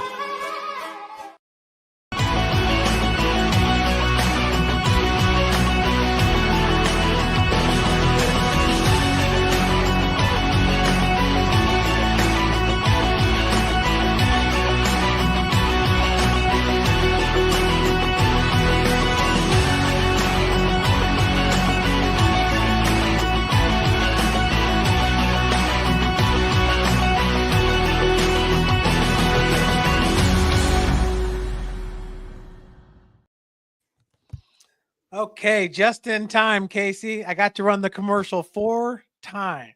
Thank you for that. I could hear it in the background. We Jake the Snake departed. He's going to try to beat the weather. So he's right now like doing a real life version of Frogger, trying to dodge all the ailments and the traffic and the trees that are flying through the air. And so, Jake, be safe. Please be safe. Where are we Can at? you guys hear me right now? Yep. Yes. Is the audio all right? Yep. Audio Sounds fine. great. Yeah, That's we can't perfect. really Hey, see you. You're kind of if- like a Grim Reaper silhouette, so be careful. No, if I do happen to get sucked up into this twister, we will get some live action and see what kind of data we can get. We don't have any yards after the catch, but maybe, I don't know, miles per hour, gusts. I don't know what kind of stats we can keep, Jeff, but we'll figure it out. Yeah, just make sure your flex capacitor is charged up. That's right. We can always, if the football thing doesn't work out for us, we could always become storm chasers, right? Yes, yes. Careful. And people, if you're watching at home or whatever, keep an eye on the weather because it could get dicey for sure. All right, where are we at, Jeff? Who's the next guy? Do we go down? I'm getting ready. I'm getting ready to unveil Aaron Hoffer. Oh, Aaron Hoffer. I just saw Aaron Hoffer today out at New Haven. I know he had an offer to play football at Valpo, but I think he's going to go the track route. My understanding he's one of the top hurdlers in the state. And so I think he's going to pursue that. And but again, another really good athlete who did a lot of really nice things for Coach Van Scheer out at New Haven. Yeah, Casey, and they say the 300-meter hurdles is the most athletic event in track and field. Man, Aaron Hoffer is just that. He's an athlete. Casey, I swear, I throughout his career, I've seen him line up at all three levels on the defensive side of the ball, even nose tackle. Yeah, again, Hoffer is another one of those New Haven names, synonymous with hard-nosed football players, and Aaron is certainly deserving to make this squad a really good football player who definitely could have played at the next level. Sounds like track is more in his calling, but you're right, Jeff. They could plug him in literally all 11 positions on defense, and he would have made noise, and he was a pretty darn good tight end too. So they're going to miss him next year. Last year, of course, 1-9 were the Bulldogs, very un-New Haven-like. And but I know Coach Scheer is a hard worker, and he's going to roll his sleeves up and get them turned around in no time. All right, next guy on here, D. Hogue. I think D. Hogue might have been the best defensive back in the area last year, and we had a lot of really good ones. Area most 9 interceptions. I think that was maybe second in the state. 892 yards of combined offense, mostly as a receiver and a running back. He did it both. And I think D. Hogue is a fantastic football player, and I definitely think he'll be one of the top DBs in the conference. And I think his recruiting stock should really take off this summer. Jeff, any thoughts on D. Hogue? Probably the best profile picture on your page right there, Casey. I mean, look in his eyes. This too is one of the hardest hitters in Northeast Indiana, and he has been ever since his sophomore year. He really shined last year. 9 interceptions. I think the year before he might have had 3 or 4. So that's a huge jump forward. I feel like he's their best defensive back in what is arguably the most talented defensive backfield in Northeast Indiana, right up there with Snyder High School. But D. Hogue's a real player, and somebody's going to get a gem when he commits to them at the end of the season. Yeah, I couldn't agree more. All right, speaking of gems, here's an NECC standout all the way up in LaGrange, Braden Holbrook. Yeah, man. Seems like Braden's been playing quarterback up there for the Lakers, since the Obama administration, but he has done so many good things, over 5,000 passing yards and still a whole season in front of him. Jake, what are your thoughts on Braden Holbrook? Yeah, I mean, we have been praising him for a couple of years now. He was a feature in the Snake Eyes one week. Man, you love his size. You love his intangibles. I know he's camped at a lot of places and showcases this year. Starting to get a little bit of MAC traction, I think. I think the one thing that hurts him is just it's not that he's not a mobile quarterback. It's just nowadays a lot of these guys seem to be going more for the dual threat guys that can run and evade the pocket more. But when you look at like a pure passer in the area, next to Jimmy Sullivan, I think a close number 2 for me is Braden Holbrook. He's got a great form, puts a lot of spin on the ball. Mechanically, he looks really well. He can move inside the pocket, slide forward really well. So hopefully he can have another great season, finish out strong, and get those offers piling up. Yeah, this summer will be critical for sure as he camps, and hopefully he gets the right offer and finds the right home for his collegiate experience. But in the meantime, he's going to be a heck of a senior quarterback for Lakeland, and I think he's a pretty decent baseball player too. I've seen some things on Twitter that he's having some success there. The way he throws the ball, I can't express that enough. It's funny, we were joking about Shador Sanders a little earlier that in the broadcast with getting drafted and stuff, and when you look at how he throws the ball versus Dylan Gabriel in camp as a Browns fan, Shador can throw a deep ball, but it's got a lot of fluff behind it, where Gabriel can really drive a hard spiral, and that's the way Braden Holbrook's ball looks. So I think that's going to help him big time. Yes. Do you hear the deaf puppy? Can you hear? I do. Ever since Jake abandoned his post up there, the dog is just losing her mind. God love her. All right, let's move on to this next guy, a beast, one of my favorite beasts, just a junior, defensive tackle, played some offensive line too, Aiden Hunt. That boy could hunt. Love this kid. Prototypical Garrett Trenchman, who was just nasty at the point of attack. Really did some good things on defense. 6.5 QB sacks, 14 TFLs for the regional champs. Arguably their best lineman on both sides of the ball. Jeff, any thoughts on Aiden Hunt? Yeah, I mean, 14 tackles for a loss just speaks for itself, Casey. And, covering the Bishop Lures and Garrett game, you felt like Lures had more of the dudes on the field, when you look at the Taylor brothers and guys that they have.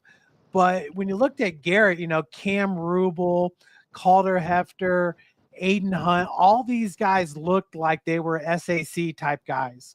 Yeah, and physical. They did not back down or take a back seat to anybody in that game, and they would go toe to toe with just about anybody in the SAC. Archie, there's Archie. Can you see him? There he is. Yep, he just left. So, well, Casey, remember they were up 14-0 in that game. I know, and it was. You're right, Jeff. And I remember watching that game thinking, "Oh my gosh, they might actually pull this off." But credit Lures. They were a little more battle tested, certainly postseason wise, and I think that paid dividends as they made another trek down to state. So let's talk about this next fella from Carroll High School. A little bit of a surprise here, Will Jeffries. Again, put him on the ballot. An all-conference type guy, 79 tackles, 6.5 TFLs, 4 pass breakups, 1 pick. Just a really, really reliable guy in that Carroll secondary. I think not as appreciated maybe as some of the other guys. Certainly some of the guys of the past when you talk about a Steely and some of those guys, or a Tranquil. But Will Jeffries will hit you. He'll guard you. He's always in the right place at the right time. And I think this is, again, one of those kids that if you would have asked me before I put ballots out, if he would have made our team, I probably would have said no. But when the ballots were tallied, he had a lot of respect from area coaches. Jeff, any thoughts on Will Jeffries? Well, my biggest thought was, when I watched Carroll play Northside during the regular season, I was thinking, wow, Carroll's just loaded with linebackers, but they don't have any running backs. So then what they did was they moved Will Jeffries to running back towards the end of the season. And all he did was lead the team in average yards per carry. Yes. And those were in games that mattered, Casey. Those were towards the end of the season, going for an SAC regular championship and going into the postseason, fighting for their Class 6A lives. So I was super impressed with Will Jeffries, not only as a linebacker, but what he was able to do in the backfield offensively. Yep. Well, and it's one of those situations, Jeff, that, defensively move him around a little bit. He was kind of a little bit of a hybrid on defense, but you brought up a good point. I forgot about his switch to offense, and that may have been why some of these area coaches gave him such respect on that ballot, because I totally forgot about that. I think it's a very valid point. All right, let's get we're going to go back to Monroe. Surprise for another fella, another one of those prototypical AC guys, Max Carr. If there was one star on this team in that senior class, it might be Max Carr. I mean, look at the numbers that he put up. A program record 177 total tackles. Wow. This past season. That's just remarkable. He also had 4 takeaways and 3 tackles for loss. Just a really, really good football player that I think he was a 3-year starter and did obviously most of his damage there on defense. But another kid that would have played pretty much any school in Fort Wayne, even some of those much ballyhooed defenses like Snyder and Bishop Joyner. I think he would have found a way crack their lineup. Don't you think so, Jeff? Oh, 100%. I think a lot of these guys are plug and play guys just because they know how to take instruction and they know how to do their job. I mean, football, it's the closest sport to war because so many people have to be in sync for a positive to happen. It's an amazing game. I love it. Yeah, I do Well, too. and it's like you said too, Casey. Being on that team when you have 2,000 or 3,000 yard rushers on offense every year, and then to have the name like Max did this year, he was kind of the kid you heard the name the most. Not to take anything away from the rest of the team, but that's definitely a formidable thing to amass that many tackles defensively and to still kind of have your name up there with those backs on offense and everything that he did for the season. Yeah, no doubt. And he's got great hair. It looks like he might even feather it. I mean, you remember feathering back in the 80s, Jeff? I mean, are you too young for that? You used to pull out your comb from the back and you'd feather your hair for the ladies. I mean, he's got that feathered action going. It's a good look. I always wore a baseball hat. I wasn't much into combing hair. I did too. And my mom used to, God rest her soul, she'd say, Casey, you're going to be bald someday. Thanks, Mom. Because I wore a hat too often. She was right. I was wrong. I was told it skipped a generation. That's a lie. Well, all right. My buddy's son has a perm now. I mean, it's like, when do you have curly hair? It happens. You know what? I'm all about the follicles. As you guys know, that's why every year we have an all hair team. I can't help myself. All right. This next guy, Jake, I'm going to let you talk a little bit about him. Bodie, Jamarian Kulik Bodie from Snyder. What a career he had. He's on his way to play for the Blue Hens at Delaware. Jake, take it away. Yeah, definitely. To get to commit to Delaware, that's great for them. I really like him at defensive back overall else. I thought that he's really, really rangy. You could put him in a couple of different positions, but again, he's a guy for me that I like him best at corner. He's a great form tackler, very smart player, and just fits the profile of a solid corner. He had a hell of a season. Yeah, no doubt about it. His numbers were fairly pedestrian, pretty quiet, but I think that speaks to the fact that no one threw his way. That's exactly what I was going to say. It's a good point. Don't let the numbers lie because they were trying to look him off most of the time. Yeah, I'm excited to see what he does out at Delaware. That's a program that I don't have a lot of experience with or know a lot about, but that'll be fun for us to kind of keep an eyeball on Jamarian. Yeah, and remember that he's also a difference maker on special teams, whether it's at punt return or kickoff return. I mean, he can house it at any point. And Casey, I think that Delaware is getting a young man that's mature beyond his years. I totally agree. In a lot of ways, he's mature in the film room, the classroom, the practice field, you name it. He's going to be a great addition. They're going to be really, really happy with him. And I wouldn't be surprised if they start sniffing around Fort Wayne, Northeast Indiana, especially Snyder, because of that reason, Jeff. That's usually how it works. You get a kid from a certain area and they knock it out of the park and they check all the boxes and all of a sudden they start coming back. And I think that Jamarian's that kind of player for sure. Yeah, okay. If he can contribute for them on special teams early, that's going to be huge. And you wonder if that's maybe why he went that route, because he had a lot of opportunities elsewhere. I'm really looking forward to him at Delaware. That's a great point too, Jake. You know, the best way, the easiest way to get on the field at the next level, because what is it, Jake? Maybe 7% of high schoolers go on to play college, something like that. That's it, 7%. If you can crack the special teams, man, that's a way to get on the field and get noticed. Yes. And it takes the right disposition mentality. And Jamarian has that. I mean, he's an unselfish team first player that's not going to go there with a big head or entitled. He'll go there and roll up his sleeves and put in the work. And yeah, I think that's a good point, Jake. Very business-like. Here's another Snyder Panther. Offensive lineman Ethan Leal. I know he picked up some offers here recently, but it's my understanding he's not going to play at the next level. But he was their offensive MVP, not just offensive line MVP, but offensive MVP in 2024, which is a really nice statement for Snyder High School, a team that went 8-3. Their lone losses were to Carroll and Warren Central, twice to Carroll. both 6A powers, and he had a great season. And just again, to me, kind of a prototypical Snyder lineman. Not necessarily the biggest guy, not necessarily the quickest guy, but tough as nails. And he did his job about as well as anybody in the city. Jeff?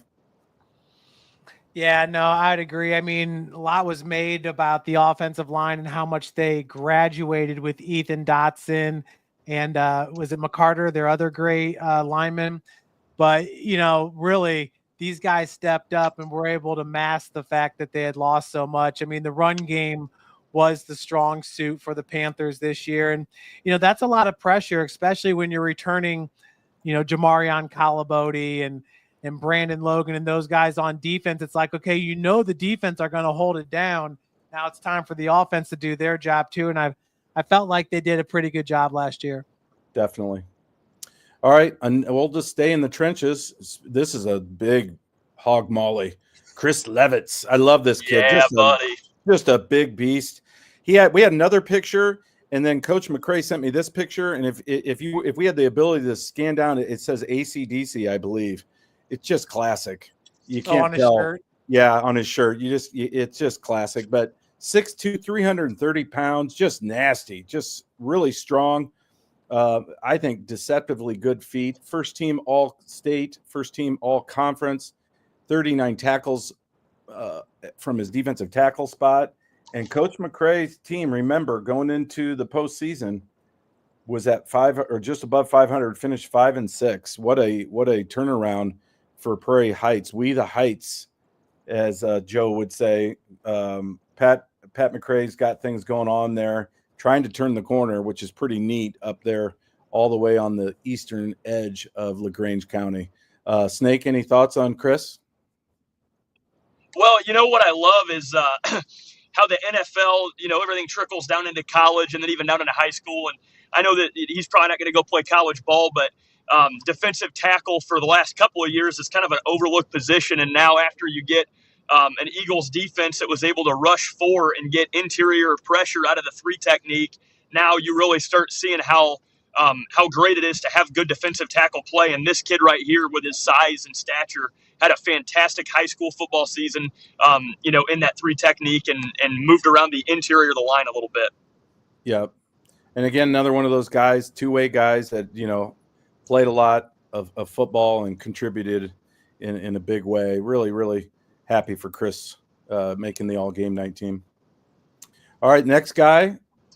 Jake, I know you were high on this kid during the season, on his way to Indiana Tech to play volleyball, which is pretty cool. Zeke, the freak, Litchfield, and he was a freak at times on the offensive side of the ball. Talk a little bit about Zeke, Jake, or Jeff. Man.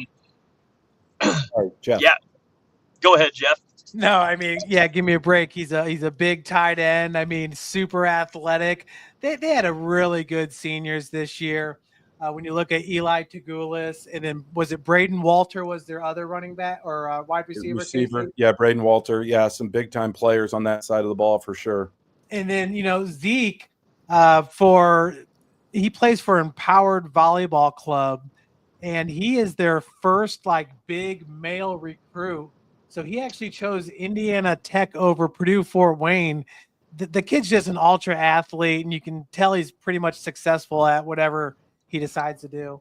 Yeah, he's every bit of probably 6'5", 6'5.5", I think. I mean, I remember seeing him at the photo shoot. He was a tall drink of water, and he would go up and get the ball in traffic. He definitely could have played football at the next level, but probably wanted to save his body a little bit. And he's going to go the volleyball route, which is pretty cool. I think this might be the first volleyball collegian to make the All-Gamenight team, which is kind of interesting, but they're going to miss him for sure, along with some of those other guys on the offensive side of the ball. Coach Jeremy Hunger last year, speaking of first-year coaches, that kind of stood out. He was 8-2 were the Patriots in his first year taking over for Casey Kolkman. Did a really nice job. Yeah, I'll tell you what, when you look at Zeke Litchfield, you kind of think of Trey Dillard. What college coach wouldn't love to have Trey Dillard or Zeke Litchfield as a receiver? Yes. Or tight end, right? And put him out wide or attach him. You could, with his frame, you could easily put 30 pounds of muscle on it as well and beef him up and attach him to the line. Well, All right. shoot, everybody's excited about the Bears now with their 2 tight ends, what they can do. No doubt about it. No doubt about. And what about the Colts tight end, the Penn State kid? I love him. I mean, he's fantastic. I think that was a great selection. All right, Jake, I'm going to let you take this one. Our guy, Harold Mack, definitely a game night favorite. You know, filled in at quarterback. I think it speaks volumes about his team first mentality. I mean, he's a wide receiver at the next level, and that's where he's going to, you know, earn his stripes, so to speak. But he was willing to get behind center and help the Generals out at QB last year as they kind of, you know, piecemealed things together under Coach Sherwood Haydock. What are your thoughts on Harold Mack, Jake? Yeah, you know, his prior 2 seasons were where we really loved seeing him in the wideout position. Thought that he had a lot of upside there, but like you said, it takes a program guy, a special kid, to say, you know what, maybe I want to put my, you know, selfish needs and desires to the side for what's best for the team, and goes to quarterback. And is he a natural quarterback? I don't really know that for sure, but to fill in and have the year that he did, you know, getting thrown into the fire, he was mobile, he was athletic, he made plays for the Generals, and, you know, maybe not overall the season he wanted to have from an individual standpoint, but what a kid for stepping in and doing the job and doing more than he was asked. Yep. No doubt about it. I'm not sure where he's headed. Do you know, Jeff? Have you heard for sure where he's going? Eastern, isn't it? Eastern, Jake? okay. That's what I was thinking. I had thought it was Eastern, but I wasn't 100% sure. Okay. I believe that's right. And I think it might have even been fairly recently that he settled on Eastern. So I think that's a great pickup. And I think the MAC is a really good spot. I know there are other programs looking at him, and we wish Harold the best. Jeff, this is one of your favorites, one of mine too. It seems like this kid it was playing at Northside forever. My understanding he's going to go to IU and just be a student. I'd be getting him on my flag football team if I was down there. And buddy.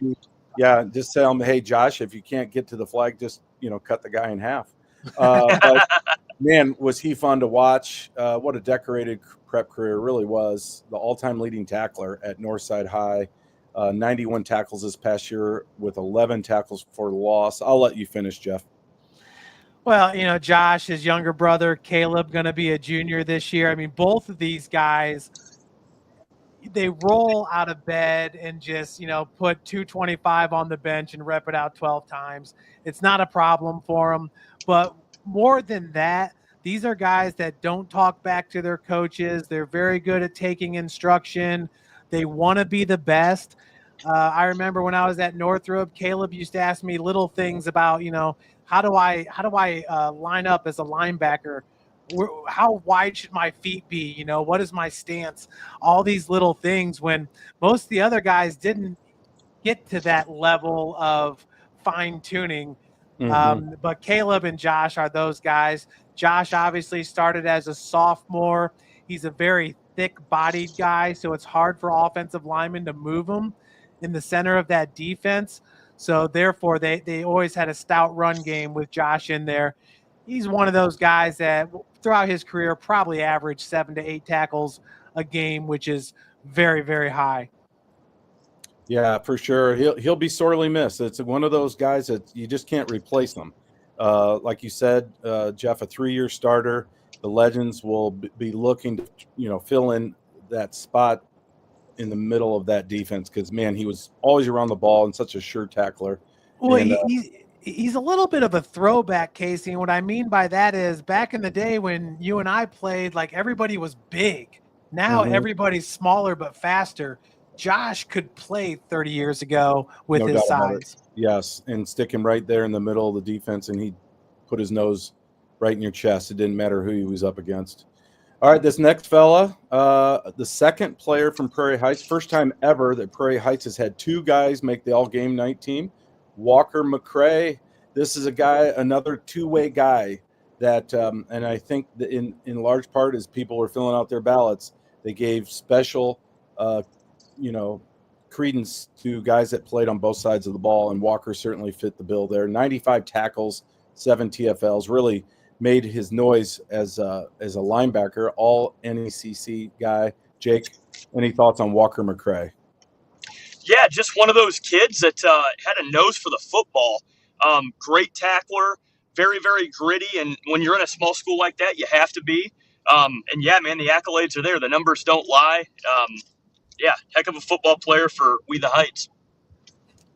Yeah, Appy, I believe that's Coach McCrae's nephew, I think. I was going to say there's got to be relation there. Yeah, got to be a relation. I think it's his nephew. And again, had a really, really solid year and a nice career there. Congratulations, Walker McCrae. All right, we're going to go over to Butler, our second of two Eastside players that made the All-Gamenight team. EJ Miller back on the All-Gamenight team. Just another one of those kids that seemed to do things in all three phases for the Blazers. 45 tackles this past year with 4 picks. All conference, IFCA, Class 2A All-State. He was a captain and, again, contributed in all three phases for the Blazers. Just a prototypical East Side football player, tough nose, just would do whatever he had to do to help the team win and kind of kept his nose clean and played hard. So EJ Miller has kind of been a mainstay up there, and they're going to miss him for sure. Jeff, any thoughts on EJ Miller? Just East Side, one of the biggest stories, I keep thinking about Lincoln Carter and beating Ethan Doster in the state wrestling tournament, the returning state champion. I'm just excited about the future of East Side next year and what they're going to bring to the table.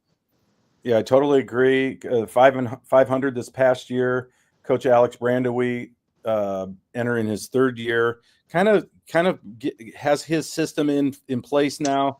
Really excited to see if they do turn the corner a little bit. Coach Mason, I believe, is still helping out. And Eastside, man, that's been a real proud program and a lot of wins in the last 5, 6, 7 seasons. So I'm with you, Jeff. I'm excited to see what happens up there in Butler. All right, here's another Miller.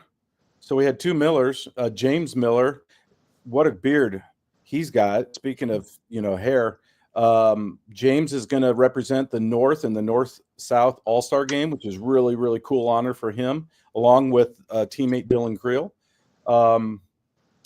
Just a really strong, tough-nosed guy that was a fixture up there the last couple of years in the offensive trenches, and obviously very, very pivotal for the 2 seasons that Dylan Creel had toting the pigskin. First team All-Conference, first team IFCA, also made KPC's all-area team. James Miller, really, really solid high school offensive lineman. Jeff, thoughts on James? Yeah, and another one of those guys that wrestle and play football over there at East Noble. I mean, man, Dallas Watson or one of their running backs, Biddle, Krell, all these guys are wrestling. And it's funny because their lower weight classes wouldn't show up as well as, the heavier weights. And you recognize all those guys as being football players. Yep. James was tough, just, one of 2 seniors on that offensive line, but both of them really showed through with Ian Smith. And he played right next to Hunter Shire at left tackle at 6'5", 290. So that left side of the line, to your point, Casey, was dominating opponents. Yeah, they really were, and they got better as the year went on, and they really wore people down. What they did to Bishop Dwinger's defense was almost borderline shocking in that sectional title game. So hats off to Coach Stewart and the Knights. Great season. But and Casey, congratulations to James. In that game, you could definitely see the size difference between East Noble and Dwenger. Like Dwenger's defensive backfield, those wide receivers just towered over them. Yeah.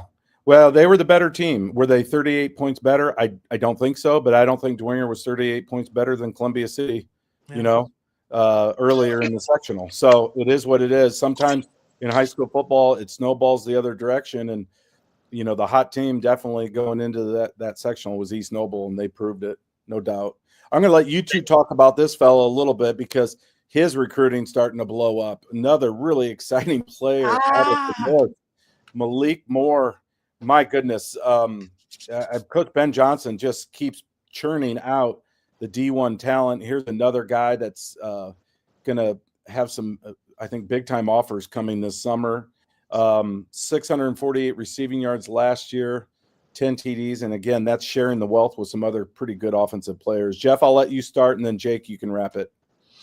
Yeah, I mean, you just think about it. If they had, like I don't want to say a true throwing quarterback, but, Tristan Newsome last year was a little throw and run. So don't expect for Malik's numbers receiving to be that gaudy, but this kid is definitely different. Last year in the Wayne game, he was moved back to safety and came up and put a big hit on Kemar Nelson. And he continued to do that from the third level, just coming downhill with a big boom. After watching that game and a couple games after, he even played safety against Carroll. You got the feeling like, okay, we're looking at the second best safety in the area, and that's an area that includes Brandon Logan. Yeah. So I think Malik Moore, you could pretty much put him anywhere, and he's going to dominate. He could have, receiving numbers twice that next year if, they're going to be a well-balanced team with Caleb Kingley back there at running back. Yeah, no doubt. Well, Jeff, before we turn it over to Jake, I want to ask you, do you think he's going to get looks then as a safety? Or do you think his collegiate future is as a wide receiver? I couldn't tell you that one. All I can say is he's very impressive at both positions. Okay. Jake, put a button on that or put a bow on it? Well, and I'm not privy to any of the recruiting talks, but he's truly 6'3". And for me, if I was recruiting a kid, he's got tons of traction. I would say, look, I want to bring you in as an athlete because I think let's figure out where we can get you on the field the soonest and make that pitch to him because he truly is. He's a speedster. He has great change of direction. Another kid coming out of Northside with just great hands, and he can really play both sides of the ball. So, I'm not, familiar with what he wants to do. I think he wants to be a wide receiver, but man, if I was making that pitch to him, I would just say, hey, what can we do to get you on the football field and help our football team? Because he truly is just one of the most athletic kids in the area. Yeah, and the reason I could see him being a DB is because he's not scared to put his nose in there.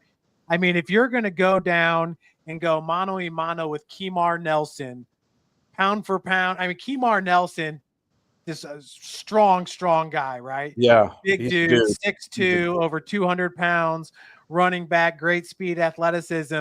And Malik Moore, play after play, came downhill, full speed, and was laying the boom. I mean, he's a tough kid.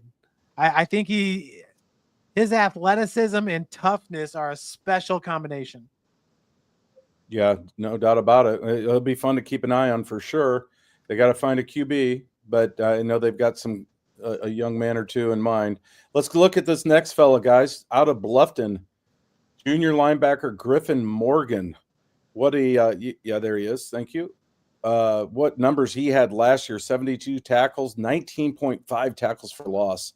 Wow. And I think he's going to be a handful this next year. And I tell you what, I think Coach Kunkel, he's kind of playing his cards close to the vest. I think Bluffton's got a lot of dudes coming back, and I think they are going to challenge Adams Central in the ACAC. I'm making that prediction right now. I think they're going to be right there towards the top. Jeff, any thoughts on Griffin Morgan? Well, I do like what you're saying about Bluffton and taking that next step because, Casey, as we've known for the last 3 years, they've been right amongst the top teams in that smaller school, if you will, in Northeast Indiana. But returning their Cooper Craig is going to be a junior, and Bestie's going to be a junior. Baxton, QB, yep. And, looking at a guy like Griffin Morgan, I mean, yeah, Coach Kunkel has really built himself a program there.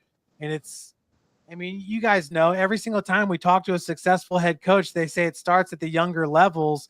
Yep. Well, the Bluffton middle schoolers, they're playing or they're waiting for the varsity guys to finish up practice before they go on the field to play their game. So I'm sure Griffin Morgan is just cut right out of that mold. Yeah, I remember last year they started the season 6-0. And it seemed like a quiet 6-0. They weren't quite maybe getting all the respect that they deserved. And then they dropped their last two games against Adams Central, the 2A state champs, including the sectional opener 35-7. So this is a really, really good program. And I think Coach Kunkel is like you said, building something really nice down there. Coach Casey Kolkman's down there, kind of has his hand in the mix, helping out, and I think they're going to do really good things this next year. Yeah, and remember that Heritage game was a huge game last year, and we were all so pumped for it.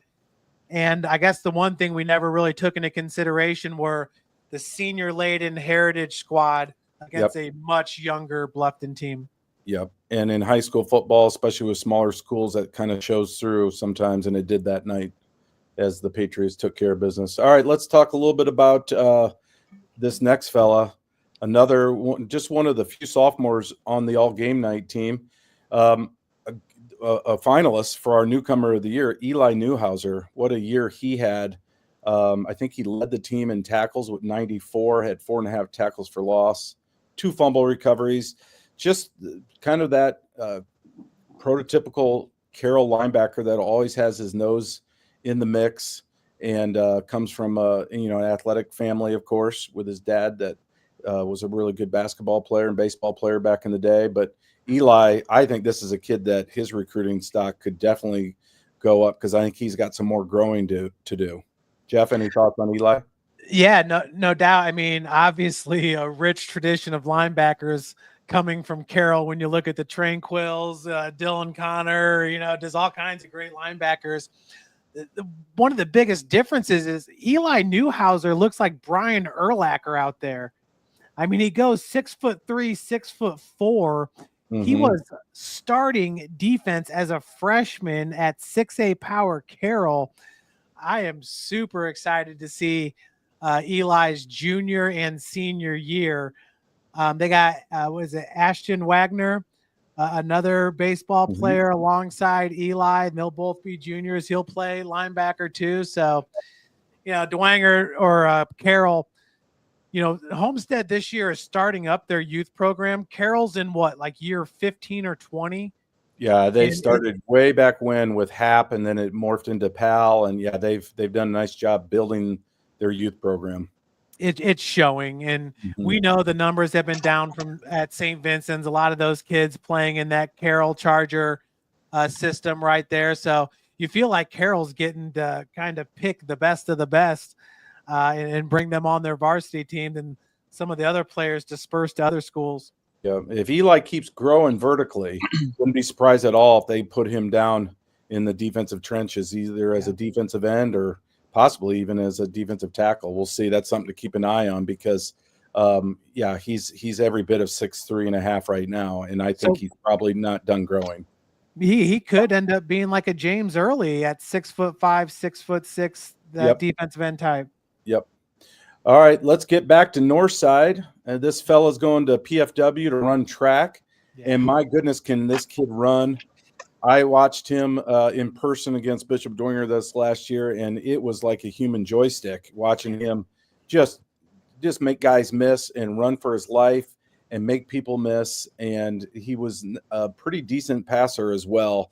Not a quarterback by nature, but filled in admirably there behind center. But what a fun player he was to watch. And, this is a kid that, again, probably could have played about anywhere in our area on either side of the ball, because he was that electric. Jeff, I'll let you comment on Tristan Newsom. No, that's 100% correct. I mean, the fastest kid at the school, doesn't he hold the 100, 200 meter records? And, obviously not a natural quarterback, but man, he looked pretty natural back there last year. At times his numbers were just out of this world. But, also there was times when people might have questioned some decision-making, instead of taking off for 5 yards, maybe he could have got a 17-yard pass downfield or something like that. But there's no doubt about it, man. Tristan Newsom was worth the price of admission, because you're right, Casey. He could do it all on the field. Yes, and, he completed over 75% of his passes. That's remarkable, being a running quarterback. And to think, so it's hard to question too much of his decision making if he's completing that kind of percentage. So what a season Tristan had, and I'm glad he's pursuing track at the next level. Wish him well. Jake, I'll let you take this next one. Cherubusco's lone Look at the stash on this cat. I That's love it. solid. Weston Ott, Cherubusco, the only Busco Eagle on this year's all-game-night team, all-conference dude, 90 tackles, 15 and a half TFLs, 4 takeaways, 2 forced fumbles. Jake, what are your thoughts on Weston Ott? Yep, prototypical Busco football player. Does everything the coaches ask him to, and kind of one of those guys that in the NECC, there's a handful of those types of players that you kind of got a scheme for when you play him on game day, and he's one of them because he can just totally wreak havoc, and Busco's one of those teams that every year you kind of wonder, what they're going to bring back as far as numbers, and they always find a way to be competitive in the NECC small school division, and sometimes even pulling some of the upsets against the bigger schools. And Weston Ott was a big portion of that. You talk to anybody on the coaching staff, and big weight room guy, just competitive across the board. Great Busco football player. For sure. And a great stash. Yeah, for sure. Absolutely. All right, Jeff, I'll let you comment a little bit on this next fella. It seems like this is another kid that's been at Northside forever. I'm sure SAC foes are going to be glad to see Jamari Pearson move on from the high school ranks, but he's excelled on both sides of the ball. He's played some special teams too. I think his future's probably at DB. I think he might be going the JUCO route. What can you tell our viewers about Jamari Pearson from Northside? Well, like you said, ultra athletic defender, wide receiver type. Played a game at quarterback against Wayne his junior year and looked amazing in that game. You kind of left me thinking, why wasn't he playing quarterback the whole time? But he's just an ultra athlete. And I'd say that, probably the biggest difference between him and Newsome is the size. I mean, Jamari Pearson's a big guy. He goes 6'1", 160 pounds. He's got Division I type DB size. And I love that, you definitely going the JUCO route is a good route to go. And I believe they passed a rule that after 2 years of JUCO, you still have 4 years of eligibility left. Oh, wow. Well, hopefully he'll put on some more muscle and his craft and get some opportunities, because he's obviously, he's been on D1 radar for a while. Jake, are you in a wind tunnel or what's going on? Oh, no, we just got to the crib, boys. We made it safe. Was there? Did you see any twisters while you were out there, or was it pretty clear sailing? It was clear. There's a bunch of sirens. I don't know. It's Columbia City, so somebody probably rolled the combine or something. Okay, well, let us know how you're doing. Why don't you get settled? Are you still good to finish out the show with us? Oh, yeah, I'm great. I'm on my back patio now. We can kick it. Okay. All right, well, let's go. Jake, I'm going to hand the ball to you as we give the ball to Seth Pruitt from West Noble. One more tote for Mr. Pruitt. My goodness, what a career he had. 33 touchdowns this past year to lead the area. That's just insane. 7.8 yards per carry with everybody in the stadium knowing he was getting the ball. And what a fun player from a really fun, successful family. The Pruitt name is synonymous with success up there at West Noble. They're going to miss him for sure. Jake, talk a little bit about Seth Pruitt. Oh, there's another name for their program. When we talk about the graph name for Norwell and those smaller schools like that, when you can get some guys like that in the pipeline, absolute running back machine. 1,804 yards on 231 carries. That's just hard running, and laid back kid that's going to give all the accolades to the offensive line, but just one of those guys that doesn't get tunnel vision, also doesn't get quick feet. He knows where he wants to run the ball. He can make a one-cut guy, and then he's gone, and he's going to run hard-nosed the whole way. So they're gonna miss him dearly. Well said. Well said. Let's go to this next guy from Northrop High, Don LeRae Reese. I mean, this is a young man. I'm hearing at University of Indy and Valpo are both kind of high on Don LeRae. I think he's one of the better DBs in the area that no one really knows about. Had solid numbers a year ago. I think he's going to be primed for a big season defensively this year for the Bruins. Jake, maybe a couple thoughts on Don LeRae Reese. I really hope that he becomes a Greyhound, and I said last year, and I still stand by it, I think he's the most underrated football player in the conference. Oh, well, that's saying something. I like him a lot too, and he's a multi-sport athlete. That, the Reese name again in these parts of Fort Wayne is certainly speaks volumes. And Don LeRae, you talked a little bit about some of these guys that just check all the boxes, respectful, hardworking. He's going to make some college coach and recruiter look really, really smart. I'm really confident in that. Jake or Jeff, any thoughts on Don LeRae? Yeah, I played against probably the best Reese, Adrian Reese from Southside, went on to play at Ball State. But you're right. I mean, Don LeRae, his dad played at Southside, coached at University of St. Francis, Don LeRae senior. So he's the son of a coach. He's a great kid. I covered their basketball game at Southside, and down the stretch, Don LeRae kind of took that team on his shoulders and ended up hitting the game-winning free throws to ice it at the end. So he's just a cool, calm customer. No doubt about it. So could you tackle Adrian Reese? I mean, he was pretty slippery, wasn't he? Oh, yeah. Yeah, no, I had a pretty good game against him, but we played in the first ever game at Southside, and my buddy – new stadium. Yep. Brand new stadium. Yeah, they used to play at Wayne Stadium.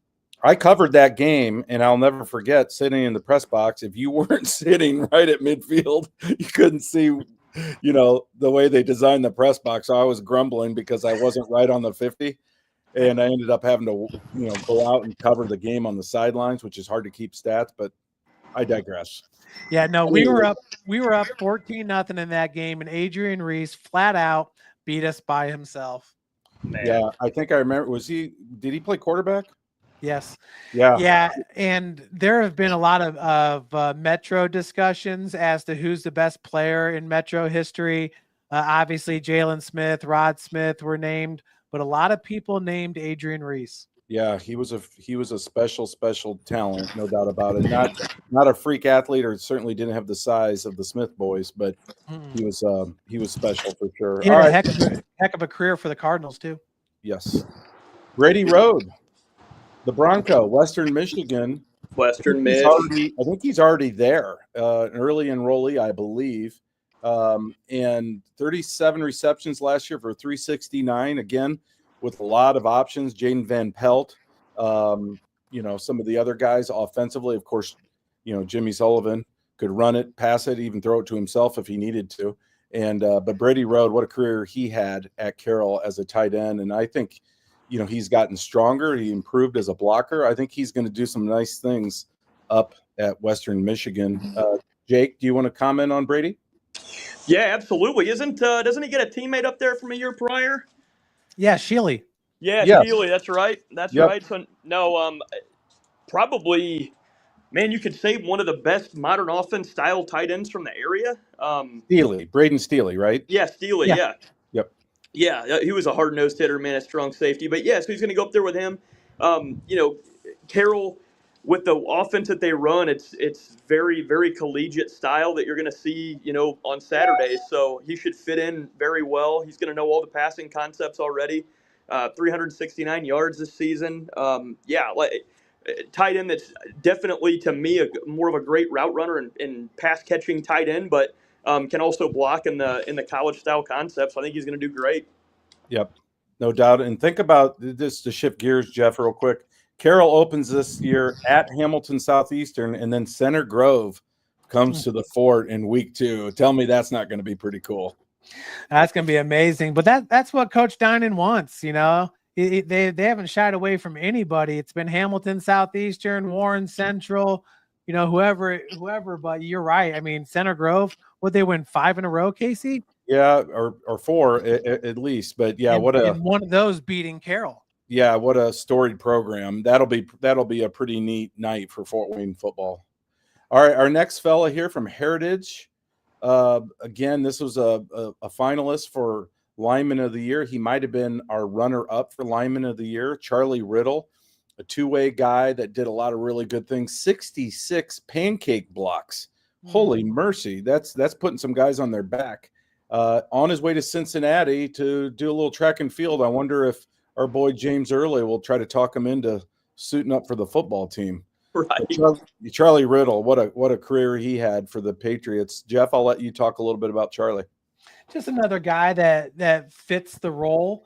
I mean, playing for an ACAC school, Heritage is Class 3A, so somewhere right in the middle in the state. And Charlie Riddle would fit on any offensive line in the state. I mean, he just looks the role, a good-looking football player, hard-nosed, snap-to-whistle type guy. But honestly, that was Heritage's whole team. I mean, They had a bunch of tough-nosed guys out there not taking plays off, and Riddle was just kind of, the leader in the trenches for him. Yeah, I think I told you guys last year at the beginning of the year at the photo shoot, my mercy, he was so much bigger than the previous year. And he just looked like a Division I lineman, and he's well put together. And I'm happy he's going to continue his athletic career, even if it's not on the gridiron. At the next level. We wish Charlie the best. All right, this next fella, speaking of a big hunky, Tristan Roberts from Leo, on his way to St. Francis. I'll let you both comment on this. Maybe you first, Jeff, because I know you've got your eyeballs on the Cougars. This is a kid that was IFCA All-State, doing a lot of damage on defense, 61 tackles, 15 TFLs, and I don't know. Is that where St. Francis wants him on the defensive side, or are they looking at him for offensive line perhaps? Well, whatever he can do to get on the field. First off, St. Francis made the playoffs last year. Obviously, it's a program that's used to making the playoffs, but that was the first time they had made the playoffs since 2019, Casey, and they returned everybody, including Colin Butler, who's their starting right tackle who played at Leo. Yep. And they returned their whole defense. I mean, they need some offensive linemen. They got one of the best quarterbacks in all of NAIA returning. And Tristan's going to add awesome depth to that defense. It's a staff that looks totally different from just 4 years ago. But they got some good young coaches in there. And I think he's going to like it and really thrive, because you have the elder knowledge from Coach Donnelly and then some young pups in that coaching staff to bring some of the new age stuff. So I think he'll have fun at St. Francis. I do too. And I think St. Francis is real close to returning to glory, like you said, with all their young guys coming back and the success they had last year. Excited to see them. Jeff, at this time, I'd like to announce we're going to have an on-campus feature and game night this year. So we're going to expand our coverage and do a little bit more college coverage on the center spread and elsewhere in the magazine. So excited to follow some of these game night graduates like Tristan Roberts. You want to say anything about him real quick, Jake?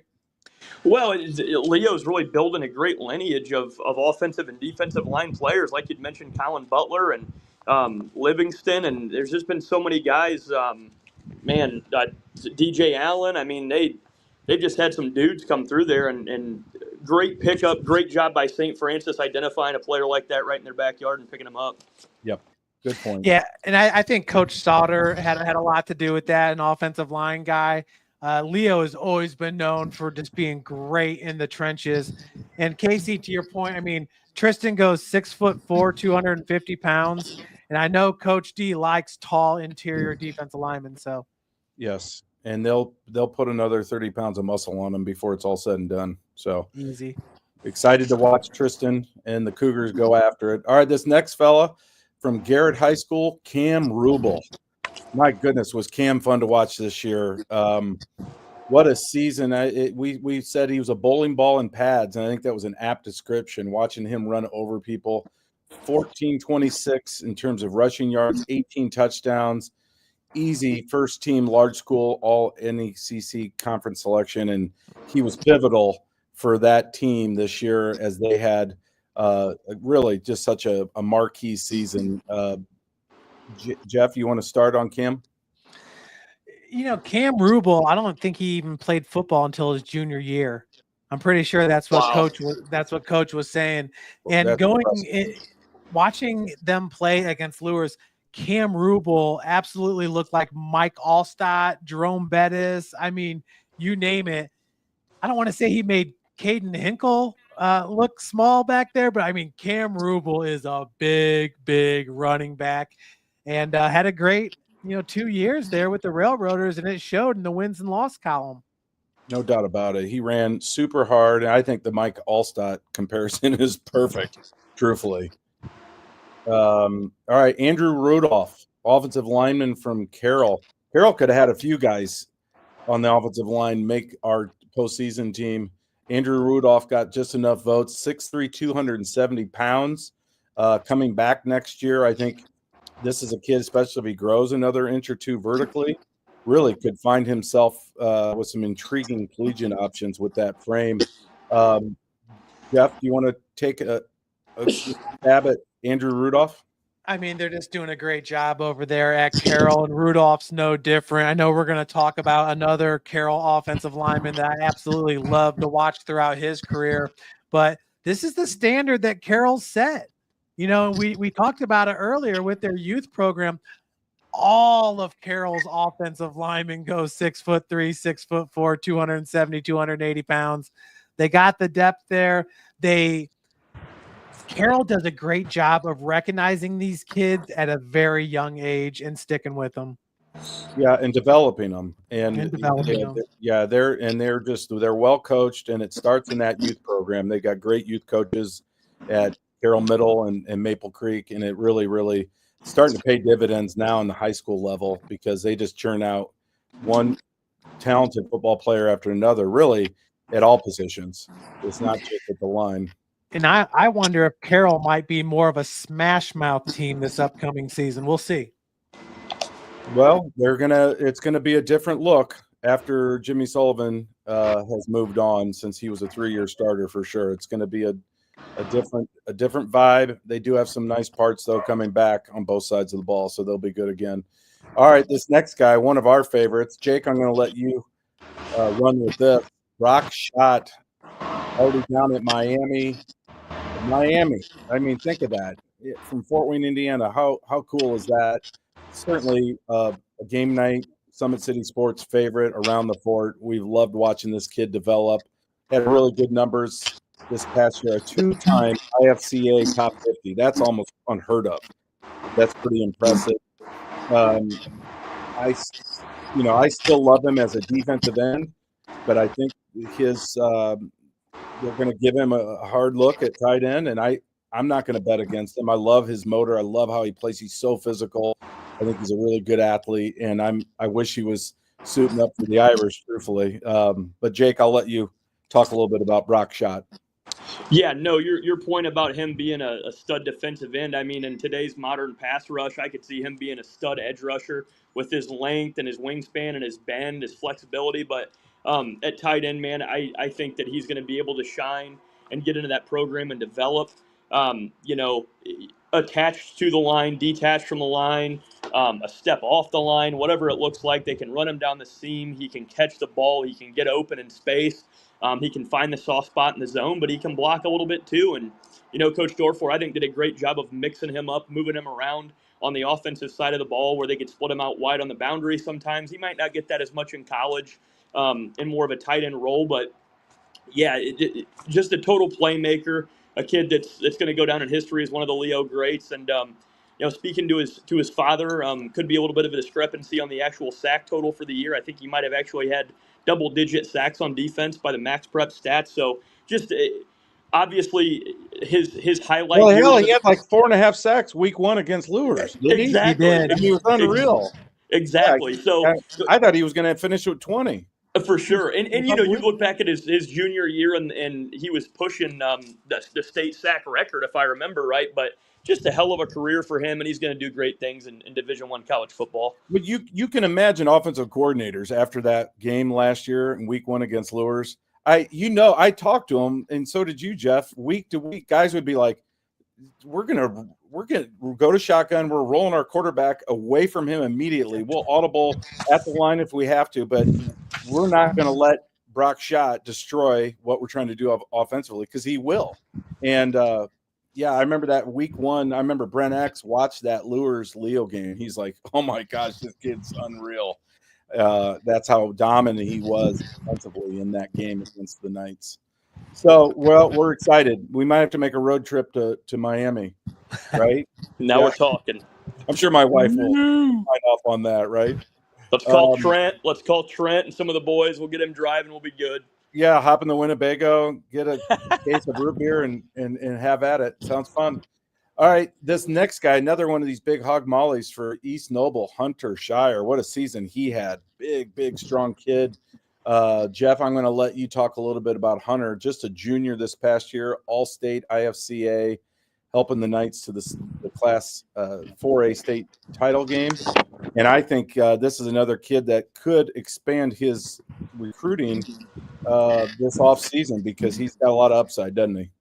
Yeah, well, he's just a big, tall kid, moves well, moves defensive linemen out of the way. Everything that coach is asking for him over there at East Noble. I mean, these guys return probably two of the best will be junior running backs in the area. So expect East Noble to pound the rock as efficiently as they have in the past this upcoming season. Yeah, well, that's what they want to do up there traditionally, but with Riley Biddle back, he gives them another dimension, and I think Mason Treesh is back, and they've got some nice parts for sure. So don't count out the East Noble Knights just yet, just because they graduate quite a few studs. Casey, real quick, Yes. quickly off topic. So these East Noble kids, just the trench monsters that they have. I go up to Corona, Indiana. There's a meat market up there called Albright's. And Yes. I go walking in one day, and I always just buy bulk meat up there. So you can go in and just buy pounds of the stuff. I get bacon and steak and all the stuff. And I walk back, and I see these two monsters. They're obviously high school football players. I said, "What's up, fellas?" They're like, "What's going on?" I said, "You guys play football?" They're like, "Yep." I said, "You guys line players somewhere?" They're like, "Yep." And I said, "Where you play?" They said, "East Noble." I was like, "Of course you do. Of course you do." They just look like Kendallville, just monsters, man. Both of them. Yeah, Coach McCray, I think, told me about that place. I went in there once, and I walked out with like 2 big bags full of meat patties and all kinds of yummy things for the grills. Yes. That's the place, huh? That's the spot. What's it called? Albright's in Corona, Indiana. Yeah. It's another one of those little special gems up there, Northeast Indiana. There's more than game night in Northeast Indiana in some cities. Right? All right, let's talk about this cat. What a season he had, Dietrich Smith. I know Coach Goodwell's really high on this kid. Another one of those kids that may be under the radar by my estimation as I put this ballot out, but he got the votes. Obviously, there's enough coaches, especially in the SAC, that respect the heck out of what this kid did this past year and what his upside looks like. But I think he's going to be one of the top backers in the area this next fall. And I think his recruiting is just going to take off here soon. What do you think, Jeff? Didn't he have the blocked field goal against Lures that sprung Southside to the win? I think so. I think that wow. was him. Yeah, Dietrich Smith, he's a Everybody playmaker. forgets about that. Yeah, that win against Lures. Yeah. What a shocker. Yes, good point, Jeff. That was a shocker, but a great win. And, you know, an emotional game, Casey, given the proximity between the two schools and, you know, all the connections they have with the coaches and things of that nature. But, yeah, you know, there's a few guys on that Southside team that you just absolutely love to watch. I know we're going to talk about another one here in a second, but Dietrich Smith for sure was that just very strong, athletic linebacker for him. Yeah, I'm excited to see his progress. I hope he continues to work in the weight room, listens to his coaches, and I think this could be a kid that in a couple of years we might be singing his praises and he might be heading somewhere special. We'll see. Jake, I'm going to let you talk about this next guy, one of the many Smiths up in Columbia City. There's Smiths all over up there. They're like Titmans. It's shocking. I don't think we're related, which shocks me because I feel like I'm related to mostly everybody in Whitley County in some way or another. Well, he's a handsome fella like you. His name's Gavin Smith, and my goodness, what did he have? How many picks did he have? 8 interceptions, 4th in the state, 2nd in the area. This is a kid that just made one big play after another, it seemed like, for Columbia City. And I'm excited to see him as a senior. I think this is a kid that should be playing at the next level too. Jake, what are your thoughts about Gavin Smith? Yeah, he is just an absolute beast on the football field. In the back end of the Columbia City Eagles defense. I'm not sure if it was Indiana State or Illinois State that he's kind of gotten some love from, and I think a school like that would be very, very good for him. Would be a formidable school for him to play at. Like, I don't see Gavin being, a Power 5 guy. Nothing taking anything away from him, but he is. When you say rangy, what I mean by that is like his closing speed, and he's very, very rangy. So he's very alert to the football, has a nose for it, but once the ball's in the air, he's going to close that thing down from any position in the back end of the field. Columbia City's probably going to have to play him at corner, and with Stratton leaving. But whether it's corner or safety at the next level, he's a back end player. He's very, very high football IQ and a great form tackler. Probably got overshadowed a little bit by Fuller's popularity and his senior campaign, and also the great junior season he had. But Gavin is going to be lights out this year, and I think this is going to be kind of, for lack of better words, like his defense on the back end, and he's just going to shine. I agree. I think that was well put, Jake, and I'm excited to see Columbia City open up the campaign at Northwood up in Napanee. That'll be fun. And I gotta give kudos to the program for that, and nothing against Cherubusco, because they were an awesome opponent for us, bringing back that county rivalry for a few years. But I think Coach Fox and the staff identified that for Columbia City to continually try to compete with Leo and East Noble, you see what they're doing, playing teams like Snyder and going out and playing teams outside the area, Bremen and things like that. That's what it's going to take to kind of bring us up to that level. No doubt. Well, let's move on to the next guy, our third Smith. Unbelievable. So we had 3 Davises and now 3 Smiths. I don't know what the hell happened this year with the ALL-Gamenight team, but these are all Jake's cousins. Jarrett Smith from Adams Central, another prototypical flying jet. What a season Jarrett had for the state title champions from Monroe. 97 tackles, 4 picks, 8 breakups, and pitched in a little bit on offense and special teams. Another one of those seniors that I believe is not playing next year, but certainly fit the mold of an AC football player. Jeff, I'll let you comment on Jarrett. Yeah, to be honest with you, I'm so surprised on how all these guys are hovering around 100 tackles.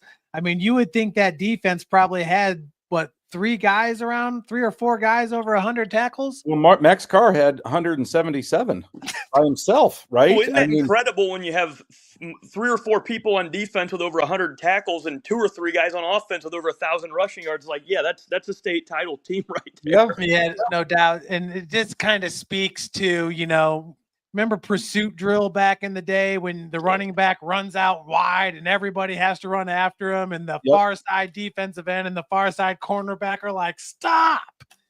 Well, these guys do pursuit drill better than anybody. You're not kidding. And they're well schooled, and they've got a great program. We've said it all night long, and the proof is in the pudding. You don't go to 4 straight state championship games in any class without having a great program. I mean, that's just not a 1 or 2 year deal, a blip on the radar. This is something special going on down in Monroe. And again, Casey, they're graduating a lot of guys. They keep on reloading. That's just it. Every year you're like, okay, this Adams Central guy's player of the year. Last year was this Adams Central guy. Keegan Bloom could have been the player of the year last year. And at a school like Carroll, which is massive, you kind of can see that momentum because they always have those numbers now, or a Snyder or a Dwinger or a Lewis. But this is a class 1A school by enrollment. This is a small community. And so it's remarkable that they just keep doing it. And they got a good thing. I don't know what their younger ranks look like, but again, like I said earlier, I would not bet against them. It's pretty neat to watch. And Mike Boster's about one of the nicest guys that you could ever meet too. No doubt. Have you been to their football stadium? Oh yeah. Yeah. Number one, it is pristine. Cool. I mean, just absolutely, like, all the paint is perfect. The field, the grass, perfect. But yeah, it's total old school field goals. Farmer fields nearby. I was just down there the other day dropping off posters for Coach Mosier, and it was today actually. I actually, when I bring game night down there, I go over their little bridge that's probably only for golf carts, but I take my big vehicle on it, and I always, hold my breath thinking, oh my gosh, what if this thing breaks and I fall in the creek and they have to come rescue me, get the swap me out with a crane. It hasn't happened yet, but that's how I get, because my hips, I can't walk all the way from the sidewalk. I have to pull right up and toss them over the fence. But at any rate, it is cool. It's a neat environment. And now that I don't have any more kids playing youth sports anymore, that might be a pilgrimage. I've covered a couple games down there, but it's been a long, long time. So maybe that'll be something to put on the docket this next year. All right, let's talk about this Purdue-bound Sam Stewart. Wow, another one of these. I mean, we've been blessed with great football players. Sam Stewart, nose for the football, big time hitter, really, really fast and deceptively athletic. I mean, I don't think he gets credit for being the sideline to sideline player that he is. Purdue saw something in him a year ago and offered him, and he jumped at the chance. 11 tackles for loss, 5.5 sacks this past year. I'm really, really pumped to see Sam Stewart. I wouldn't be surprised at all if he earns a spot on like a kickoff team or something like that his freshman year. Yeah, Casey. I mean, obviously, I hadn't seen him play too much. Then it's like, wow, he just got offered by Purdue. And this was last summer. So It was before his senior year. But then you see him on the field and you're like, oh, this is a no-brainer for a Big Ten school. Yes. Stewart, 6'2", 220 pounds, can run like the wind. In the Snyder game, they put him at running back, and he got the edge on Logan and then outran Logan 40 yards to the end zone. I thought they were a different team when he was toting the rock on offense. I thought he might even get some more reps there because he changed the complexion of their offense. And I think Coach Skelton really liked that look, giving them that power running threat. But you're right. I mean, watching him, you can see the D1 talent with just his burst of speed and his ability to just explode into a tackle. Yeah. It's crazy too, because I remember watching him run down the sideline like that he reminded me of Brian Bobe a little bit. Wow. Ironic. Great comparison. Similar build at this level too, for sure. Yeah, Purdue needs guys to build off of, man. And when that offer came out and he jumped on it quick, I think that was a good move for them and for the player as well. Yeah, no doubt. And I'm sure we're going to hopefully have some people, maybe one Jackson Geiger, maybe representing for our on-campus feature, go down and cover the Boilers this year and maybe get an opportunity to see Sam in person. That would be pretty cool. All right, let's talk a little Bishop Luers football, specifically the Taylor boys, Isle and Jaron. I mean, these are kids that are really good football players. They're both in the same grade, but I think they're like 10 months apart. They're like almost like Irish twins.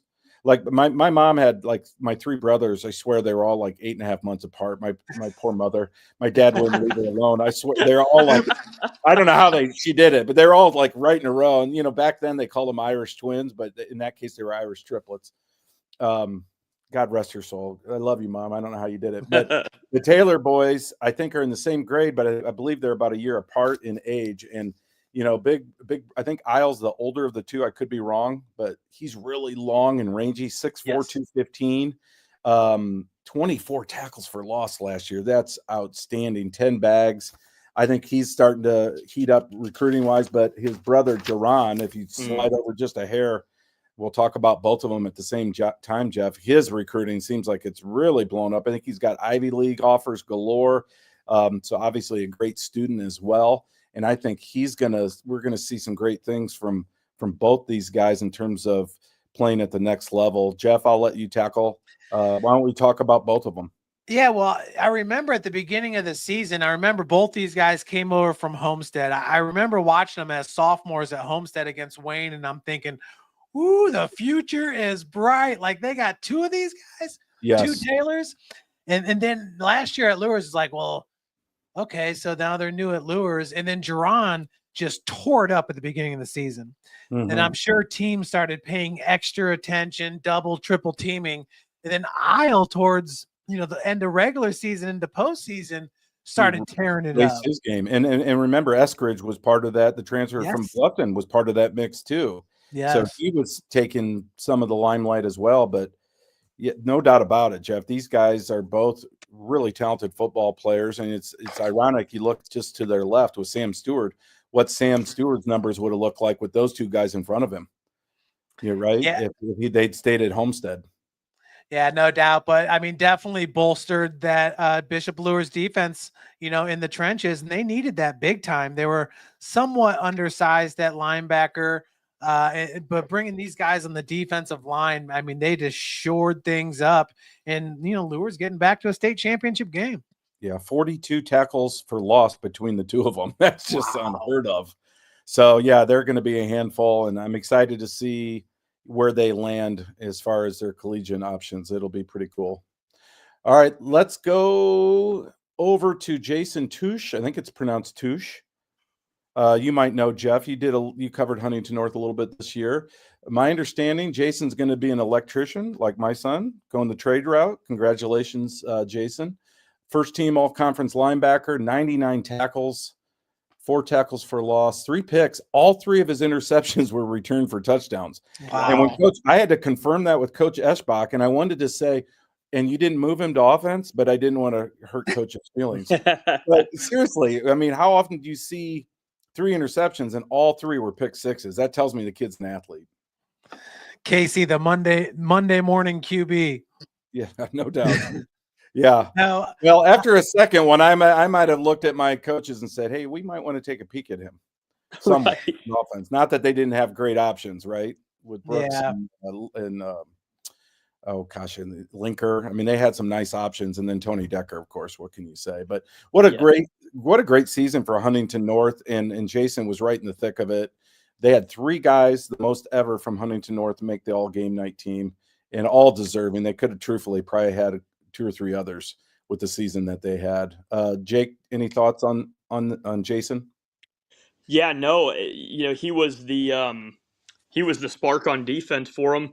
With the way that Decker stepped up on offense this year, man, electric from linebacker position, and a big proponent of their sectional title game. Yeah, no doubt. And the Vikings just had a certain swagger about them, which is kind of weird coming off a 1-win team. But I remember seeing them at a 7-on-7 shootout last June, and you could tell, man, they just kind of walked around with a quiet confidence, and it's because of guys like Jason. Yes, no doubt about it. And you could see it with some of the guys at our photo shoot, especially with Tony Decker. And I thought, man, this team's going to be better.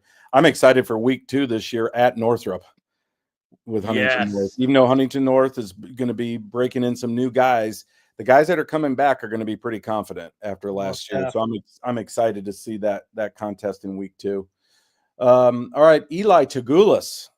I love this kid. I mean, what a season he had last year at QB. After Kobe Meyer the year before, Eli kind of waited his time, paid his dues, took over behind center and put up huge numbers, almost 2,000 yards passing, 23 TDs, 71% completion, holds the school marks for TD interception ratio for a season and a career, which is pretty cool. And I don't think he's playing in college, is my understanding. Had some small school opportunities, I believe, but decided to hang up the cleats. But what a senior season for Eli. Jeff, I'll let you talk a little bit about Eli Tagulis. Yeah, just like you said, very selfless. I mean, a lot of people thought he was going to be the starting quarterback as a sophomore, and that they would move Kobe Meyer back to his original position, which was wide receiver. And Kobe had a great career, is what it is. Eli ended up moving over to wide receiver and was his top target. So, waited his time, the son of an old ball coach. His senior season was special. Casey, 71% completion percentage. Looking at him in that Woodland game that I covered, you could tell that the game slowed down for him. Yes. It was just very, very easy. And just high football IQ. Took advantage of being named the starting quarterback his senior year and never looked back. Had a great season.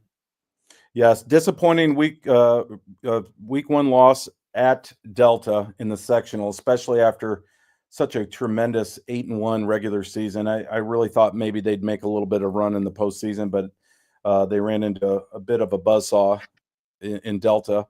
But again, some great wins last year. The 51-20 win you talked about earlier at Bluffton, I think caught all of us a little bit by surprise.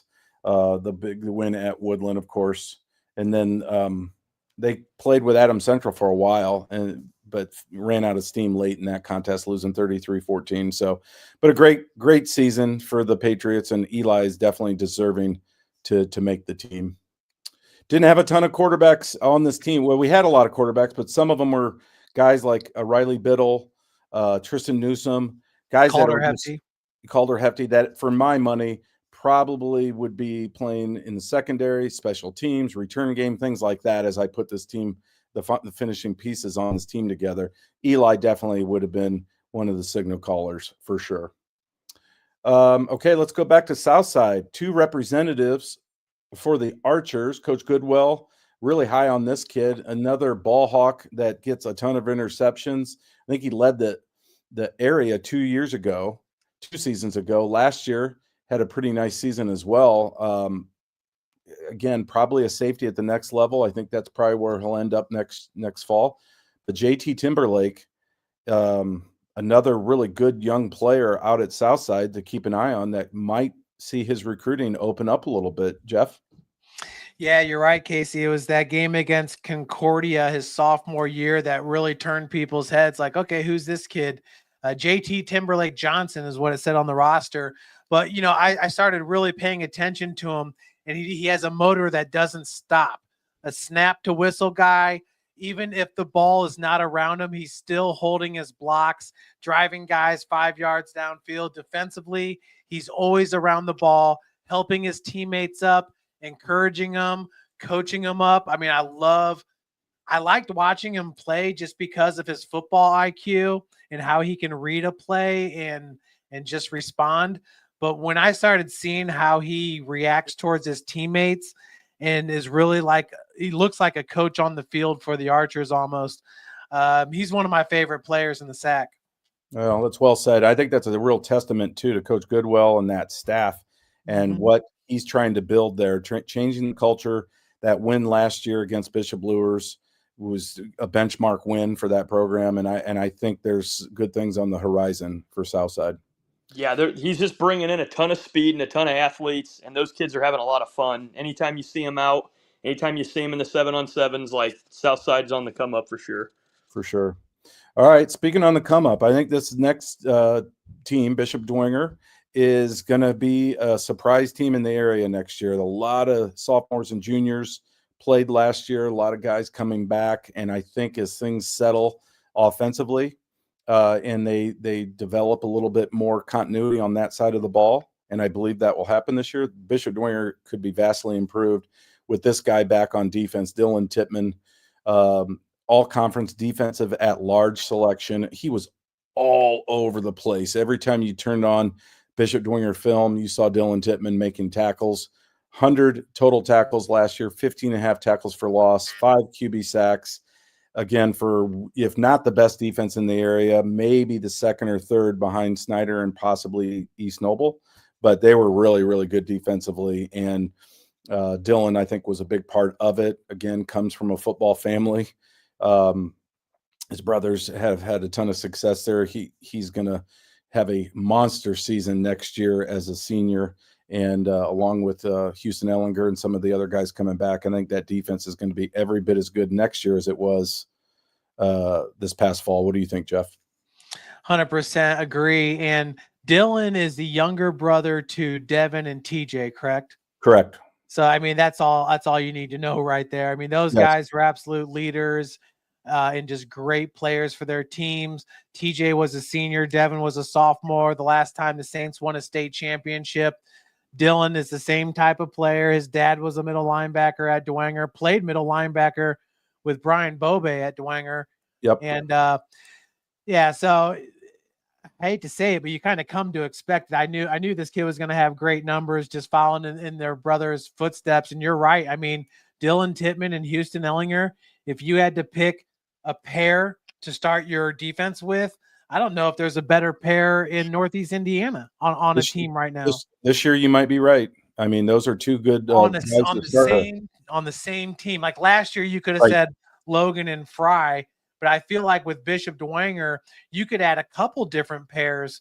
You know, you look at Pori, and some of the other guys that they got. Yep. Yeah, no doubt about it.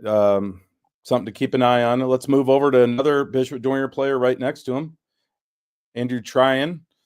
Getting his recruiting starting to pick up, mostly MAC interest, I believe, but he's, suffered a little bit of an ailment last year and had to sit out some games. But when he came back, the offensive line really had a boost. And I think this is a big, strong kid that kind of fits that prototypical mold of a Dwenger lineman.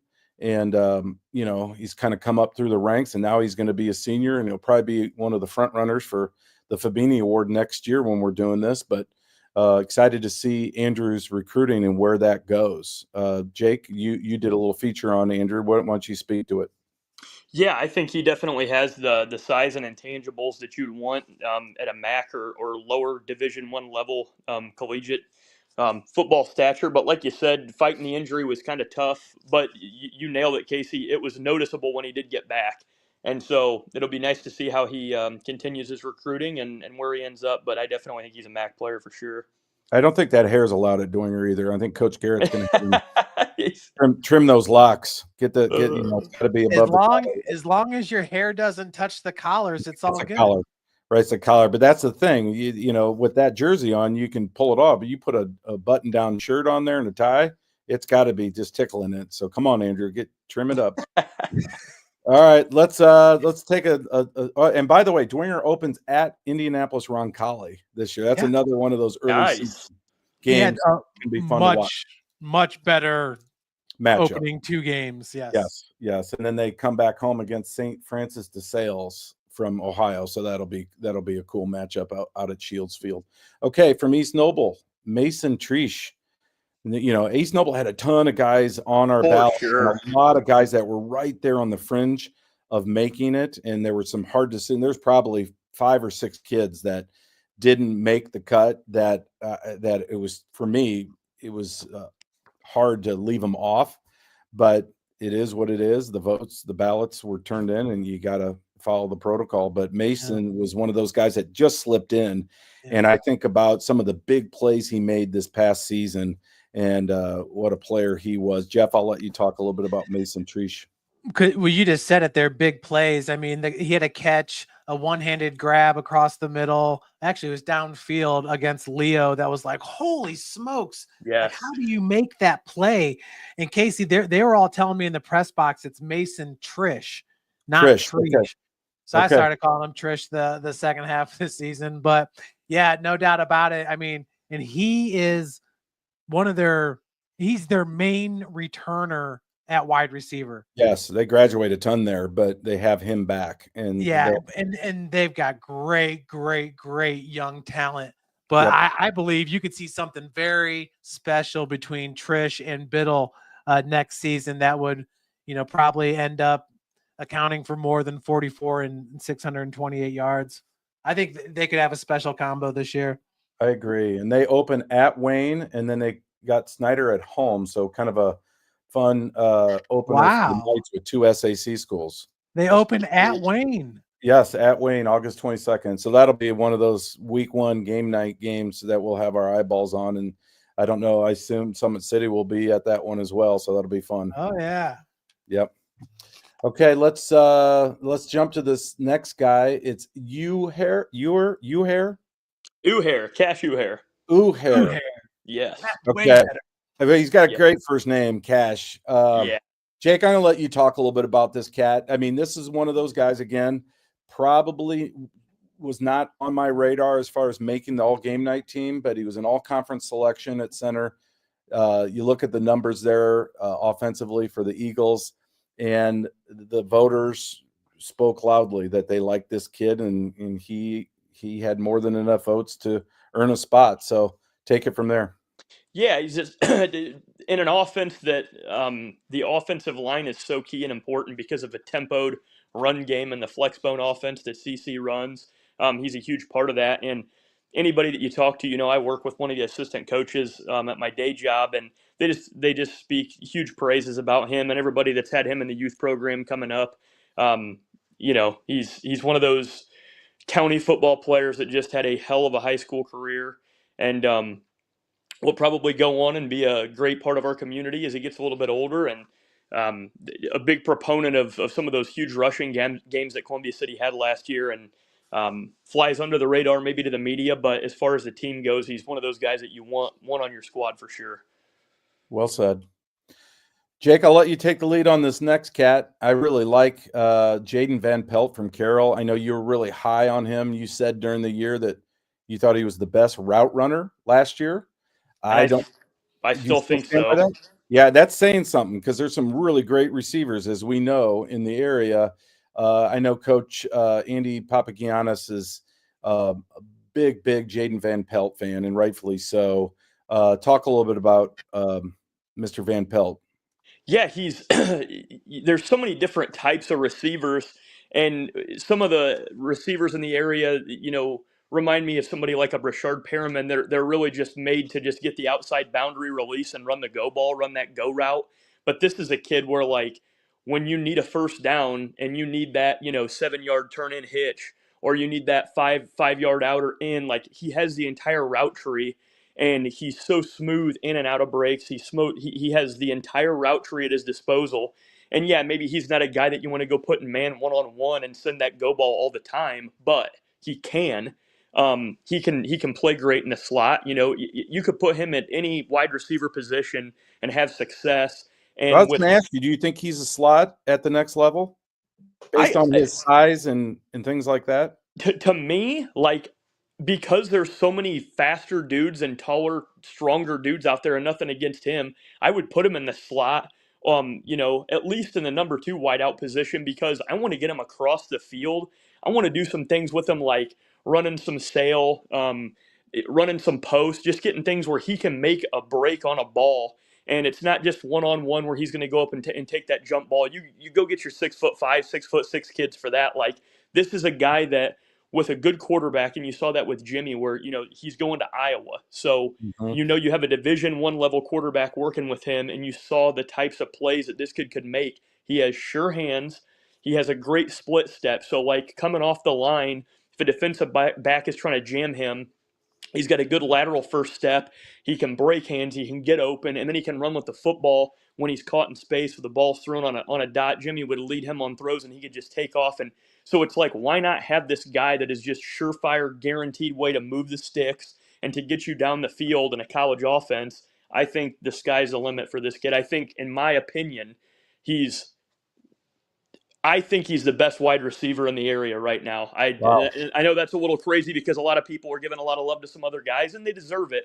But when you look at a guy that it's like, man, you can do all these different things with, to me, JVP would be the guy that I would pick every time. Okay. Well, it'd be interesting to see what it looks like without Jimmy after the career that he's had. But again, out at Carroll, they're just plugging people in. They've got a lot of great options, and I know that they'll find the right guy there. All right, let's move on. The next guy, this is the last Heritage Patriot to make our team, Braden Walter. What a season he had. The career and single-season record holder for interceptions. Wow, that's quite a statistic. 45 tackles this past year, 5 picks on defense, and then 1,200 combined yards rushing and receiving last year on offense. Just a real versatile playmaker. He's going to play football at Taylor, Jeff. Wow. What are your thoughts on Braden Walter making this team? Well, watching him, I don't want to say I felt like he was their best offensive option, but honestly, because, Eli Tagulis was a great quarterback, but outside of Eli, you wanted to see the ball go to Braden Walter. You just felt like if he got the ball in his hand that he could do something special. He's not small. He's a big guy. He goes, 6'2", about 190. Plays on the boys volleyball team with Zeke Litchfield. They're one of the better boys volleyball teams in the area. Now, Taylor last year actually beat St. Francis. I think it was like the first time ever Taylor had beaten St. Francis. So they've got a really good thing going over there in Upland with their football and baseball program.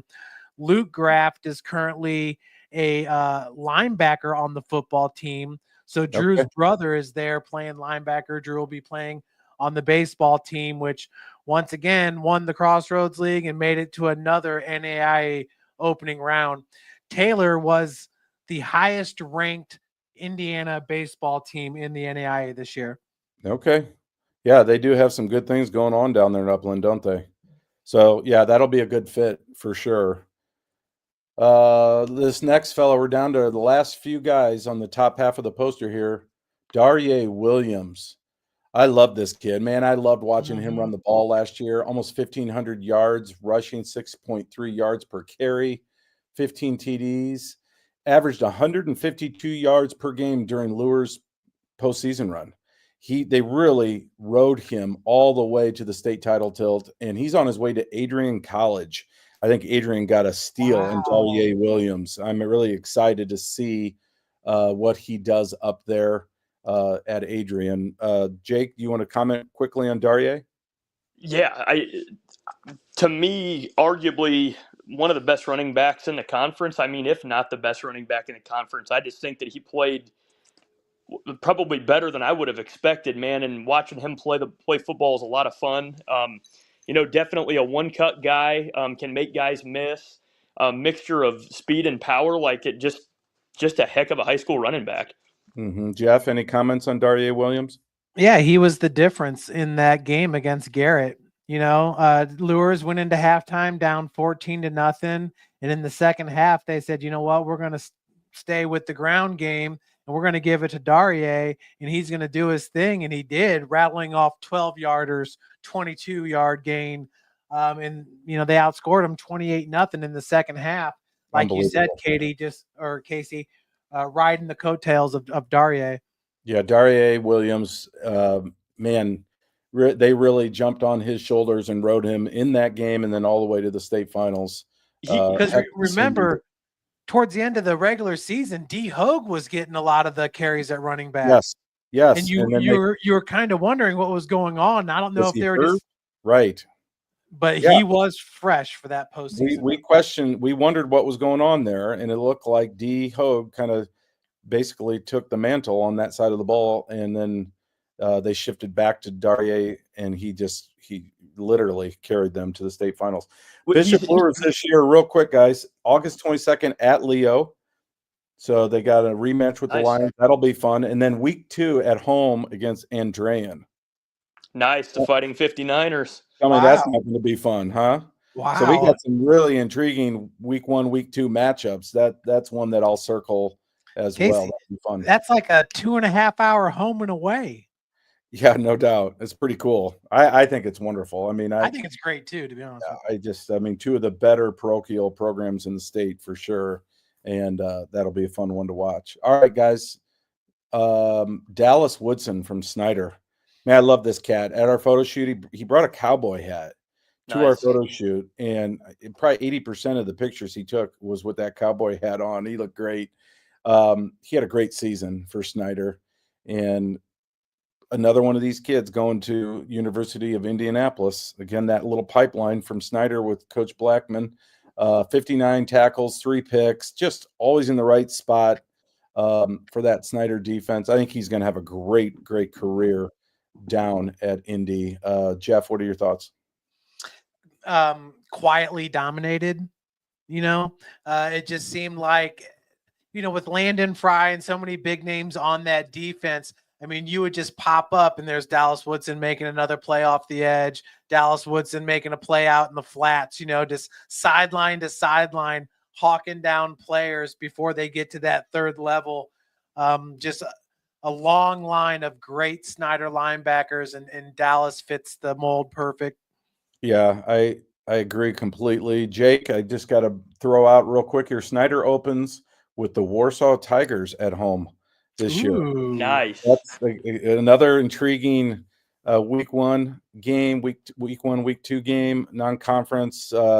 Your thoughts on that matchup, Jake? It's freaking exciting. And so to quickly comment on the pipeline of Snyder players, man, Brandon Stuckey, you got to go watch him down there, season before last. You got us hooked up with some press passes at the U of Indy game. And man, for all these guys in the area that are thinking about going and playing Greyhound football, I highly advise it. Like, what a game day experience they put on down there, man. It was outstanding. And then for the matchup against the Tigers, it's Warsaw's losing a big name in their quarterback in Drew Sullivan. And so we'll be interested to see what they come out with this year. But you talk about two teams that like to pound the rock and to play physical football. That's a great matchup. And both programs are known for having good special teams, whether it's in the return game or in the case of the Tigers being able to kick the football really well. My son's best friend is actually going to be the sophomore starting kicker down there, so he could be the fifth one in the pipeline to come out of there and play some Nice. college ball if he plays his cards right. So it's going to be a heck of a matchup. Nice. Well, the last but not least, on the top half of the poster, and then maybe, Jeff, we could take a short break so I could give my bladder some relief. From Bishop Lures, this is our second McHale and our second Woodson. So it's McHale Woodson. Great lineage there, of course. What a season he had a year ago. He's just a junior. He's going to be primed for a big year next year. Toledo, I think, has given him a lot of attention. Would be cool to see him play in the MAC. But last year, 25 tackles, 4 picks, 5 pass breakups. And again, one of those kids that moved around a little bit on defense, and people were pretty smart to not throw his way. Jeff? Yeah, and once again, we've been talking about McHale, D. Hogue, all these guys for a few years now. They're all going to be seniors next year, and what should be a special year for the Knights. And with Woodson, you talked about his family and just the great family that he comes from. Leslie Woodson will be a sophomore next year at Northside, another great Woodson to keep an eye out on. But McHale Woodson, totally going to have a great college career. Yeah, for sure. So we'll keep an eye on him and see where he ends up. All right, let's take a quick break if we could. I shouldn't take quite as long because I won't have to make sure Jake gets out into the storm successfully, but I'm going to use the facilities, and I'll be back in the captain's chair here in about a minute. Stay tuned, everybody. White Shoes Kelly Chevrolet. We offer a wide selection of new and used inventory with a team that guides you to your perfect fit. Our certified pre-owned options ensure peace of mind with warranties and rigorous inspections. Competitive pricing, flexible financing, and convenient trade and services, making your dream Chevrolet a reality. Trust our experienced service team to keep your vehicle in top shape, and enjoy free car washes as long as you own your vehicle.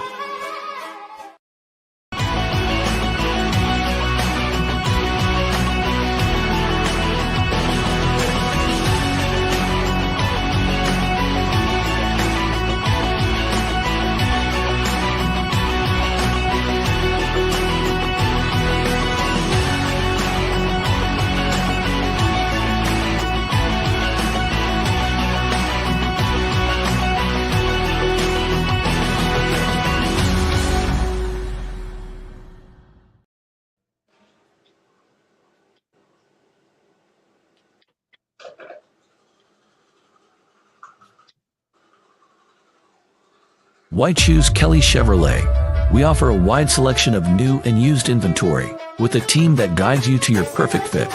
Our certified pre-owned options ensure peace of mind with warranties and rigorous inspections. Competitive pricing, flexible financing, and convenient trade and services, making your dream Chevrolet a reality. Trust our experienced service team to keep your vehicle in top shape, and enjoy free car washes as long as you own your vehicle.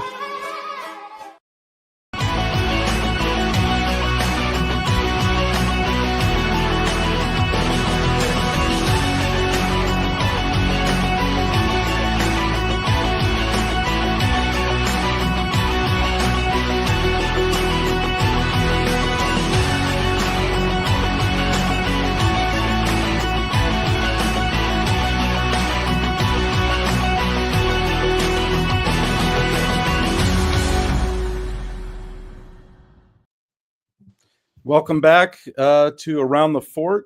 Jeff, if you could start bottom right of the poster, maybe with Pace AG from East Noble, and we'll work our way then right to left.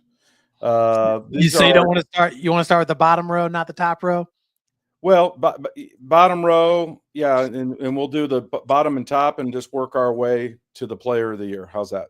Okay, let me try to hide the X factor. There we go.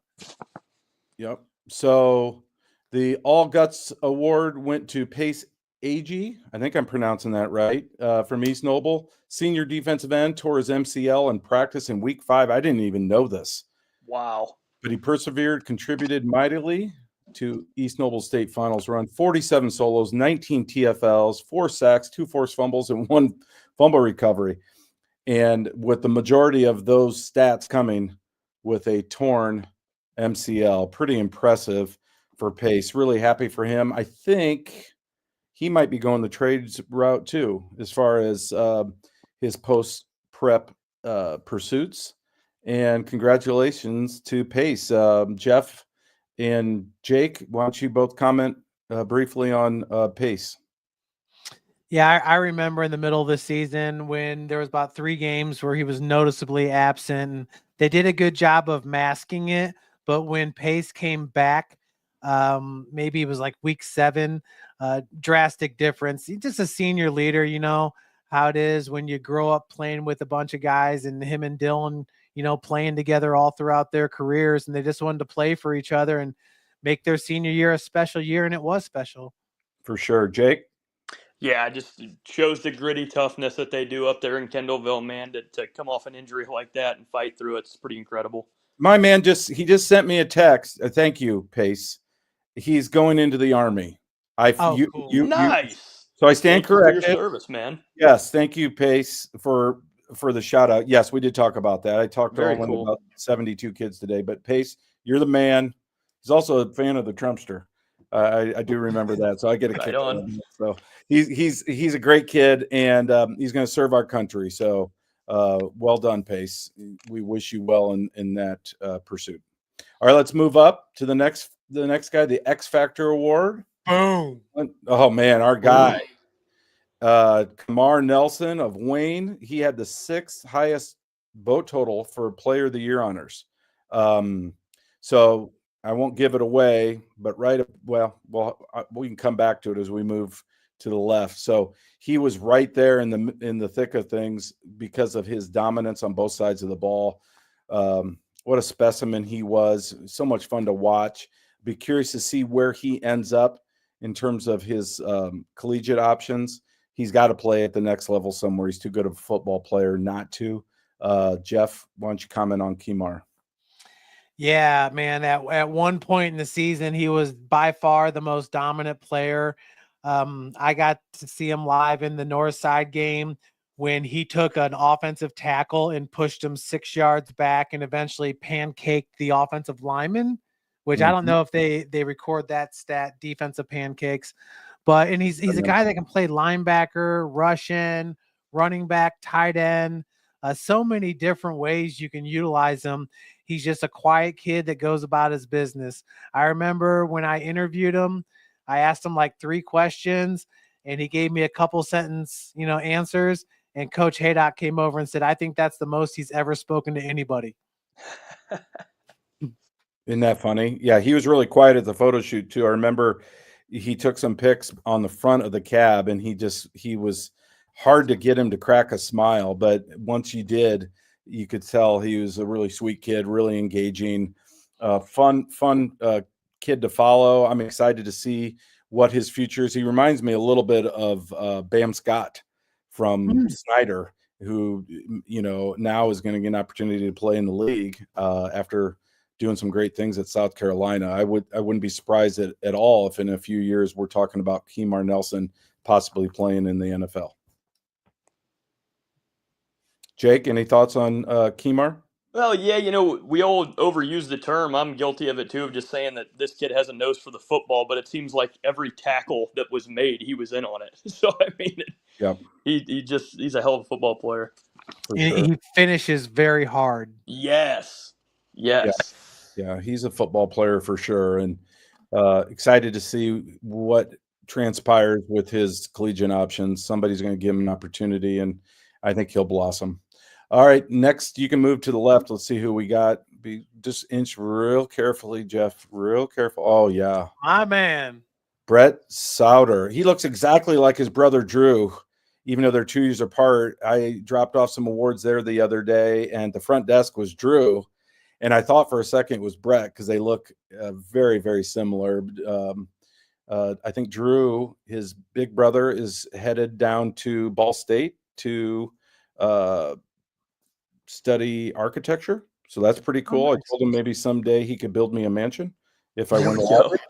lottery. And then Brett, his little bro, was the newcomer of the year. Of course, both of these boys are the son of former Leo coach Jared Souter, and I saw Jared at the same time when I saw his eldest son. So that was a pretty neat conversation with the Souders. But Brett had a great season. A lot of really good candidates for this honor. We talked about Axton, the QB down at Bluffton. We talked about Eli Newhouser, Dietrich Smith at Southside, and a few others. So there are some great candidates for newcomer of the year, but we settled on Brett Souter. Look at his numbers there. 65 tackles, 6 TFLs, a sack, 3 picks, including 2 pick sixes. Really excited to see his development, and he'll be a key cog for sure for the Lions. Jake, why don't you comment briefly on Brett? Yeah, great numbers for a sophomore, and he's only going to show more upside in the upcoming season. So fits the Leo profile well. Obviously, an ex-coach's son. So I'm very excited to see him play again this year. Jeff, thoughts on Brett? If you see him play, you're going to be calling his name early and often. I don't want to say I was shocked, but I was pleasantly surprised the first time I saw him play last year. And, just constantly around the ball, very high football IQ, and he is going to anchor that defense for the next 2 years. Well said. I was the same way. Like I had to do a double take on when I looked at the roster, and I'm like, oh, Souter, I bet that's Jared's other son. And yeah, he had a great season, and he's got a real nose for the ball, and I think some exciting upside. Be interesting to see as he develops and gets, physically more imposing and hits the weight room. Be fun to see what doors open for Brett Souter on the gridiron for sure. Well, once again, Leo was absolutely stacked with great defensive players, and at any point in the game, you could have said Brett was the best. Yeah, for sure. I mean, you got Brock Schott on the front end, and you got Landon Hepner on the back end, and a bunch of good dudes around him like Tristan Roberts and others. The Keller kid, Max Keller, and a few others. They were really loaded on that side of the ball, and Brett didn't take a backseat to any of them statistically. He was really, really solid. So congratulations, Brett, for newcomer of the year. We'll move down here to Lunch Pail Award. Felt a little funny for the longest time. Wasn't sure we were going to have anybody from Adams Central win one of our major awards. And I thought, okay, they're our state champion. Somebody's got to be represented. And with Coach Mosier's help and a few others' input, we were able to settle on Colton Boltemeyer winning this honor. Fantastic hair. Just a really solid defensive lineman that didn't get a ton of notoriety during the season because the guys behind him, especially those linebackers making all the tackles, but he chewed up a lot of blocks. And he did manage 38 tackles and 2 tackles for loss for the state champs. So hats off to Colton Boltemeyer. Again, you probably could have given this award to about 10 dudes at AC. This is a special award. It always goes to a senior, a guy that's unsung, that does all the right things, and it's usually on a team that is winning a lot of football games, maybe even a title, and that's what it was again this year. So hats off to Colton.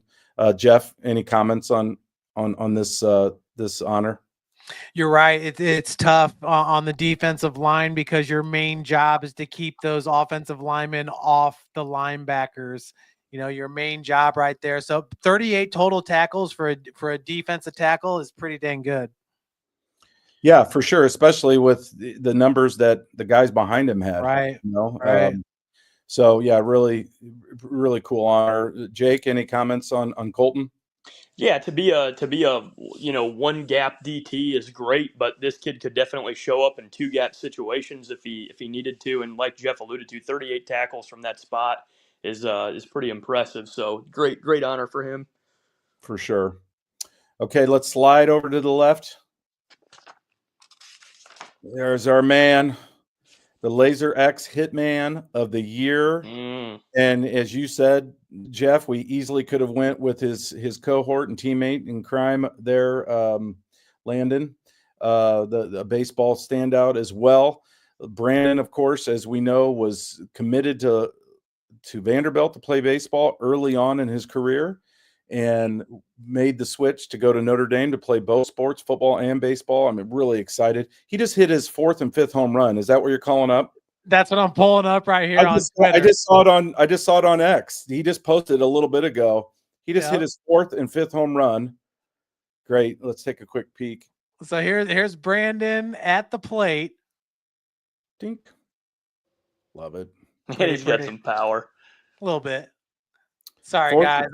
I'm glad you brought it up. I'm glad I saw it too, and I'm glad you brought it up. 4th and 5th home run tonight, and again, a great kid. He was tied for 2nd on the Player of the Year voting, with the guy above him that we'll get to here in a second. I mean, this is a star-studded, stacked senior class, and this is as far as all the game night years that we've ever done this might be the most talented top to bottom we've ever had, certainly senior class wise, but I think there's some youngsters too, including a few guys that didn't make the cut that will be hopefully on the poster next year or the year after. So again, Brandon's going to do great things at Notre Dame. I think he could play MLB or NFL. I think he's got a better opportunity in football just because of the way there's so many variables with baseball, from the Latin influence, now Japanese influence, all the injuries, arm situation. There's so many things that have to line up, where it's not that you don't have to have a lot of things line up in football, but man, he is so special. I think back to his junior year, the 2 picks he had against, Jimmy Sullivan, and, what a defining moment that was in that game and that season. I think Brandon Logan is going to find a way to play some serious minutes at Notre Dame fairly early. Maybe not this next year, but the following year. Wouldn't be surprised at all if he's denting that lineup. Jeff, what are your thoughts on Brandon Logan? 100% agree with you on that. I wouldn't be surprised if he found himself on the field his freshman year just because of his high IQ and his locker room presence. Yes. And yes, 2 pick sixes to end the first half to give his team the lead going into halftime against a big rival against Carroll. I don't know if we'll ever see that again, Casey. It was like 2 pick sixes within like a 42-second span on the main game clock. So Jeff, I have to interrupt you. It reminds me of when I was a kid seeing a fellow by the name of Rod Woodson with 2 pick sixes against Bishop Dwinger, as Snyder beat, and Dwinger and Snyder were loaded back then. This would have been the fall of 81, I believe. And Rod had 2 pick sixes, and it was a 17-6 game, I believe. So their offense was Rod Woodson's defensive prowess, 2 pick sixes. And I'm not saying Brandon Logan's in that class, but he's darn close. I mean, he is that special. And you think about Jesse Bates and some of the other guys that have played the position at Snyder High. My money's on Brandon Logan doing some special things at the next level. No, I would totally agree. I mean, his career at Snyder is second to none. For sure. Jake, any thoughts on Brandon? Yeah, he's an obvious stud. The great thing that he's got going for him is what I like about Notre Dame is Marcus Freeman has kind of been known to give young guys some moves up the depth chart pretty quick. I mean, if you look at Tate Johnson and how he's moving up from north side over there, and then Drake Bowen, the linebacker from the Andrean Fighting 59ers, I mean, started as a sophomore, so he's willing to take some shots on younger guys and get them trained up quick. So I think he's going to have a good shot at Notre Dame. For sure. Really excited to cover Brandon up there. And any other year, many years, he probably would have been our player of the year for sure. All right, let's move up. Speaking of many other years, this fella was tied with Brandon for second on our MVP player of the year voting. Dylan Creel, what a career he had at East Noble, signed to play at St. Francis. He's going to also represent the northern half of the state in the North-South All-Star game. Mental Attitude Award winner, deservedly so, down in the 4A state finals. But look at those numbers this past year, guys. 1623 rushing yards, 101 solo tackles on defense, 21 TFLs, 2 TDs on defense alone. What a stud on both sides. I mean, it's one thing to do it on one side of the ball at that high of a level, but to do it on both sides, what a season, what a career for Dylan. I think USF got an absolute steal in Dylan Creel. Jake, why don't you take it first? Yeah, it's funny because I talked to a couple of coaches in the NE8 that both said if he was 2 or 3 inches taller, he's a MAC running back all day. And he Mhm. gets overlooked because of his height, and that's unfortunate because he is just an absolute stud. And although he isn't going to be the game night player of the year, I would say he'd be the NE8 player of the year for sure. I mean, that I just don't think that there was anybody that put in a body of work on both sides of the football like he did last season. Well, and for a team that went to the state finals too. I mean, and Yes. you look at the run they had in the postseason. Jeff, you got to see them up close and personal. What were your impressions, your lasting impressions on Dylan Creel? Yeah, pretty special. And I think it's funny because you heard what Jake said. If he had 2 to 3 more inches, probably be a great running back. And I think that 2 or 3 more inches would help him more at linebacker than it Totally would agree. at running back. And I absolutely love him as a running back at USF, even though I know all the college coaches want him as a linebacker. I just feel like his low center of gravity at point of contact, he's going to win that battle almost 9 times out of 10. I saw him in a run against Southside in the first round of sectionals where Casey, he hit the guy at the second level. I think his helmet was like a foot off the ground. Yes. He was that low. Boom, hits him, keeps driving, runs him over, runs 2 more guys over, and I think got tackled at the 1 or scored something like that. He's got good You balance. Oh my Yes. gosh. You're going to see some of the most unbelievable football plays with him on the field, but he's a total team guy and he just knows the sport. He's the type of guy that's going to step out 1 second before a defender can hit him out of Yes. bounds. Smart And football player. Yes. Jeff, you're right. I don't mean to cut you off, but deceptively fast. He's so much faster than you would think because of his build. And he's got really good feet and good balance. I think he's got just an innateness to find the opening in the creases. I totally agree. I think he could play either side of the ball at a lot of different colleges in this wonderful country of ours. And I think USF is a great spot for him, and he's going to do great things. No doubt. Casey, from the running back position, I kind of compare him to Jason Nicodemus, who played at Cherubusco and played at St. Francis. Yeah, that's going back a few years, but that's an interesting comparison. Yeah, similar build and similar style player for sure. I will say Krell played at 205, and I saw him during wrestling season at 180. He said he has to get rid of his dad bod for wrestling. Well, you know what? He's got plenty of time to pack on, some cheeseburgers this summer and be ready for fall camp, no doubt.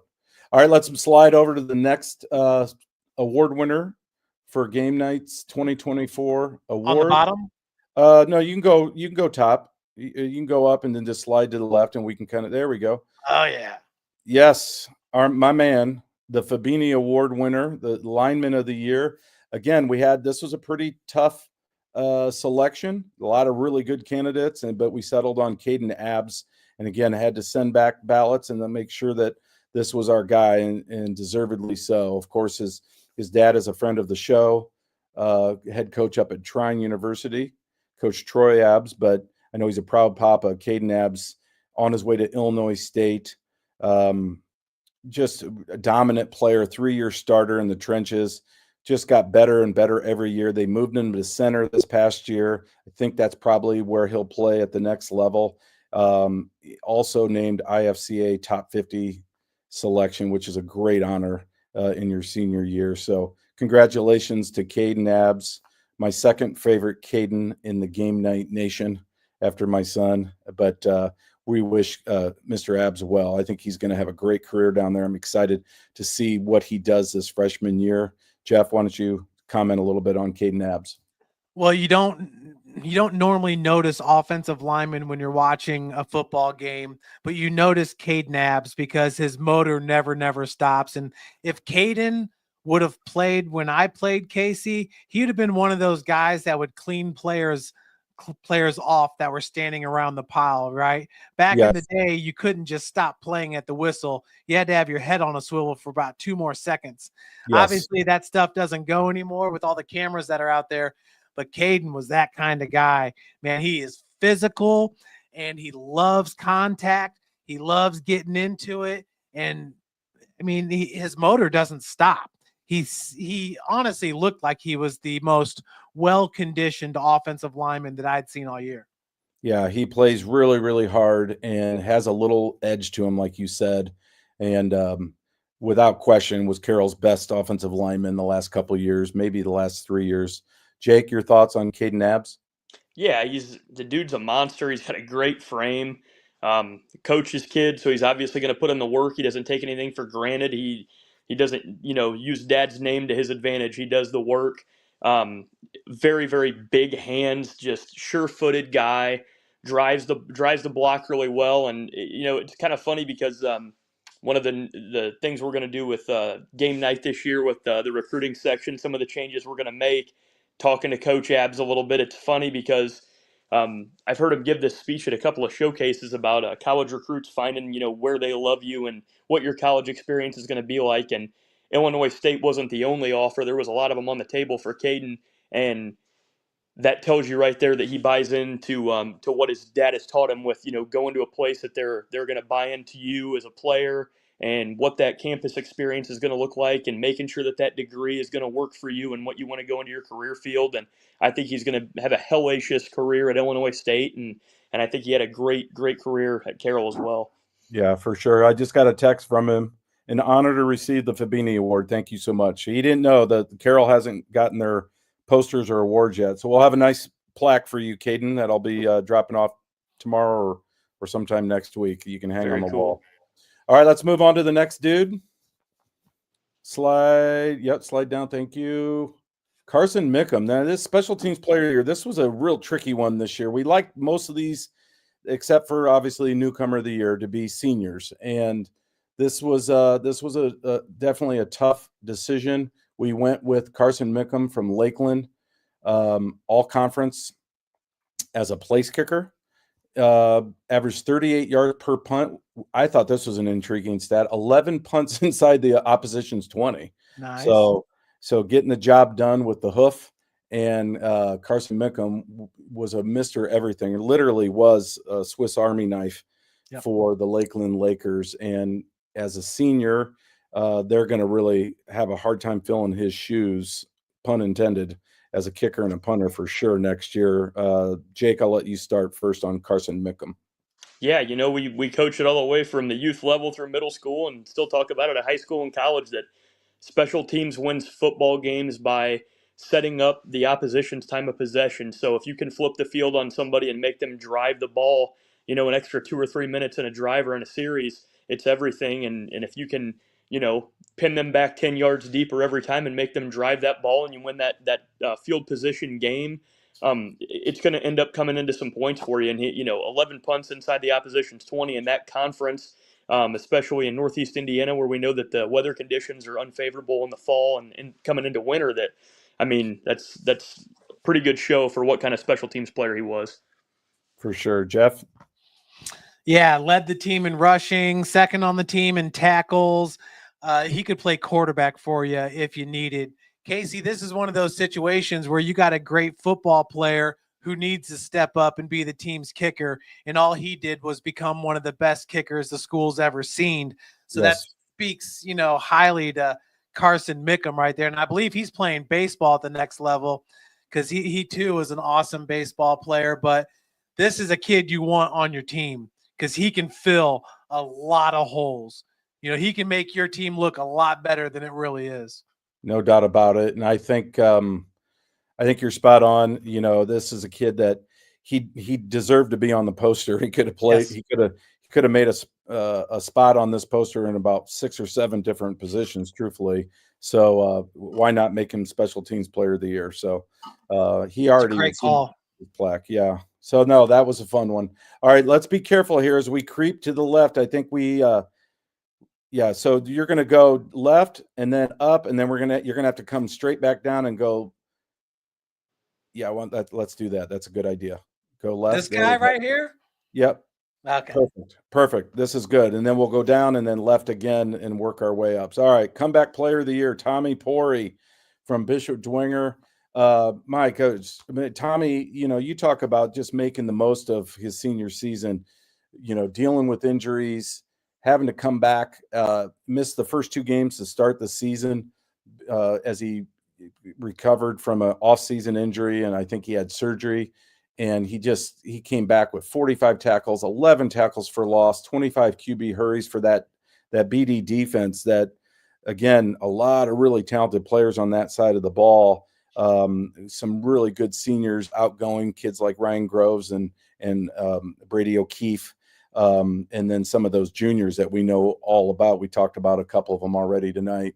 But Tommy, as a senior, really was a leader on this team. He was one of the 4 captains chosen preseason by his peers. Just again, a prototypical CYO kid, undersized but tough as nails, and really worked hard at his craft to become one of the better defensive ends in the area. Jeff, I'll let you talk first on Tommy. Well, he definitely looks great in a football uniform. I mean, when he was out there on the field, the defense just looked bigger, faster, stronger. I mean, I don't know how else to tell you, but and just fits the mold of that defense. I mean, all 11 guys had the same mentality of just snap to whistle, hard-nosed dudes. It's easy to say, but these guys actually went out and got it done every Friday night, just about every Friday night. So, no, a great finish to a great career. Yeah, he reminded me a little bit of his coordinator, Dan Nepper, who made a spot on the Fantastic 50 back in the day, I think about 25 years ago, as a defensive end, which is, opposite of a guy named Tyler Trappy, who you remember was pretty darn good for the Saints as well. So, again, hats off Tommy Pori. Jake, any thoughts on Tommy's selection as comeback player of the year? Yeah, definitely. A dude that could really set the edge, and to come back the way he did, man, what a warrior. Definitely.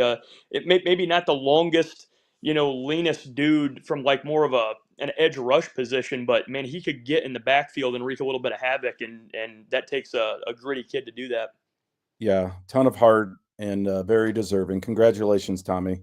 All right, slide down. We're going to slide down. Very nice, Jeff. You're a master at this. It's all about the pointer finger. Yes, the Rising Star Award. This is reserved for the top junior, or maybe that one kid, that junior that's just kind of starting to come into his own. I remember seeing Michael White from Homestead, the lefty quarterback, play as a freshman in the JV game against Bishop Dwenger, and he caught my attention. He reminded me of a young Michael Vick, being left-handed, really athletic, not afraid to tuck the ball and run. His passing, I think, has improved a lot in the last year, and I think it's only going to improve more. I know Northern Illinois, coached by former Bishop Luers standout Thomas Hammock, got his eyeballs on Michael White, and it'll be interesting to see where he lands. I know the recruiting stuff is starting to really come into its own, and he's got to make a decision here probably pretty soon this summer. But he's going to have a big year, I think, next year for the Spartans. He had 1757 combined yards last year in just 9 games. So I think, it's 6'3", very athletic. I think, there's a lot of upside, a lot of things to like about Michael White. So he was our Rising Star Award recipient. Jeff, your thoughts on Michael White? Yeah, I mean, I feel like with Carter Kennedy and is it Evan England returning for them, that they're going to be dynamic. I mean, the 2 wide receivers and quarterback combination there is pretty awesome. I mean, what we saw from the 2 wide receivers last year, they can absolutely dominate a game. He's going to need some help in the backfield. Last year was the first year when Homestead looked like they really didn't know if they had a true running back. And this year it's going to be interesting to see who fills that void. Yeah, no doubt about it. They're gonna, we've said that many years here lately, that Homestead's offense needs to find more identity in its running game, a little bit more smash mouth, whatever it was. We thought we saw a little bit of it last year with Sam Stewart. So if they can have that element offensively, I'm with you. And I think Carter Kennedy is definitely a kid that easily could have made this team this year, but it was just a little bit on the outside looking in. But he's primed for a huge year. I think this upcoming year. Snake, your thoughts on Michael White? Yeah, I mean he's a true dual threat, and I think that as he continues through the camp and showcase season, he's just getting better and better at showing the recruiters and those college football staffs what they need to see from him. The timing, the mechanics, it's all just getting better and better, and I'm super pumped to see what he does next season because I think it's just going to keep improving. And how sick would that be to see him end up at something like Northern Illinois? Yeah, for sure. He's going to end up somewhere. Now, Jeff, before you slide to the left, can you scroll it so that you come down a little bit more? Is there any more room to come down so we don't give away the top half of the? Ooh, that was scary. That was scary. Now we're in the woods. Boom. Yeah, there I we like go. that, Now, Casey. perfect. Now let's slide to the left.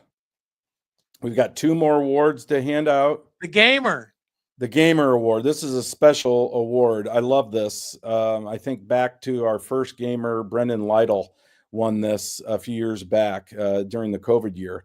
And it was just one of those kids that was absolutely a gamer his entire career at Bishop Dwenger and deserving. He had to win an award. And so we created that award that year for that kid because he was too good not to win a major award.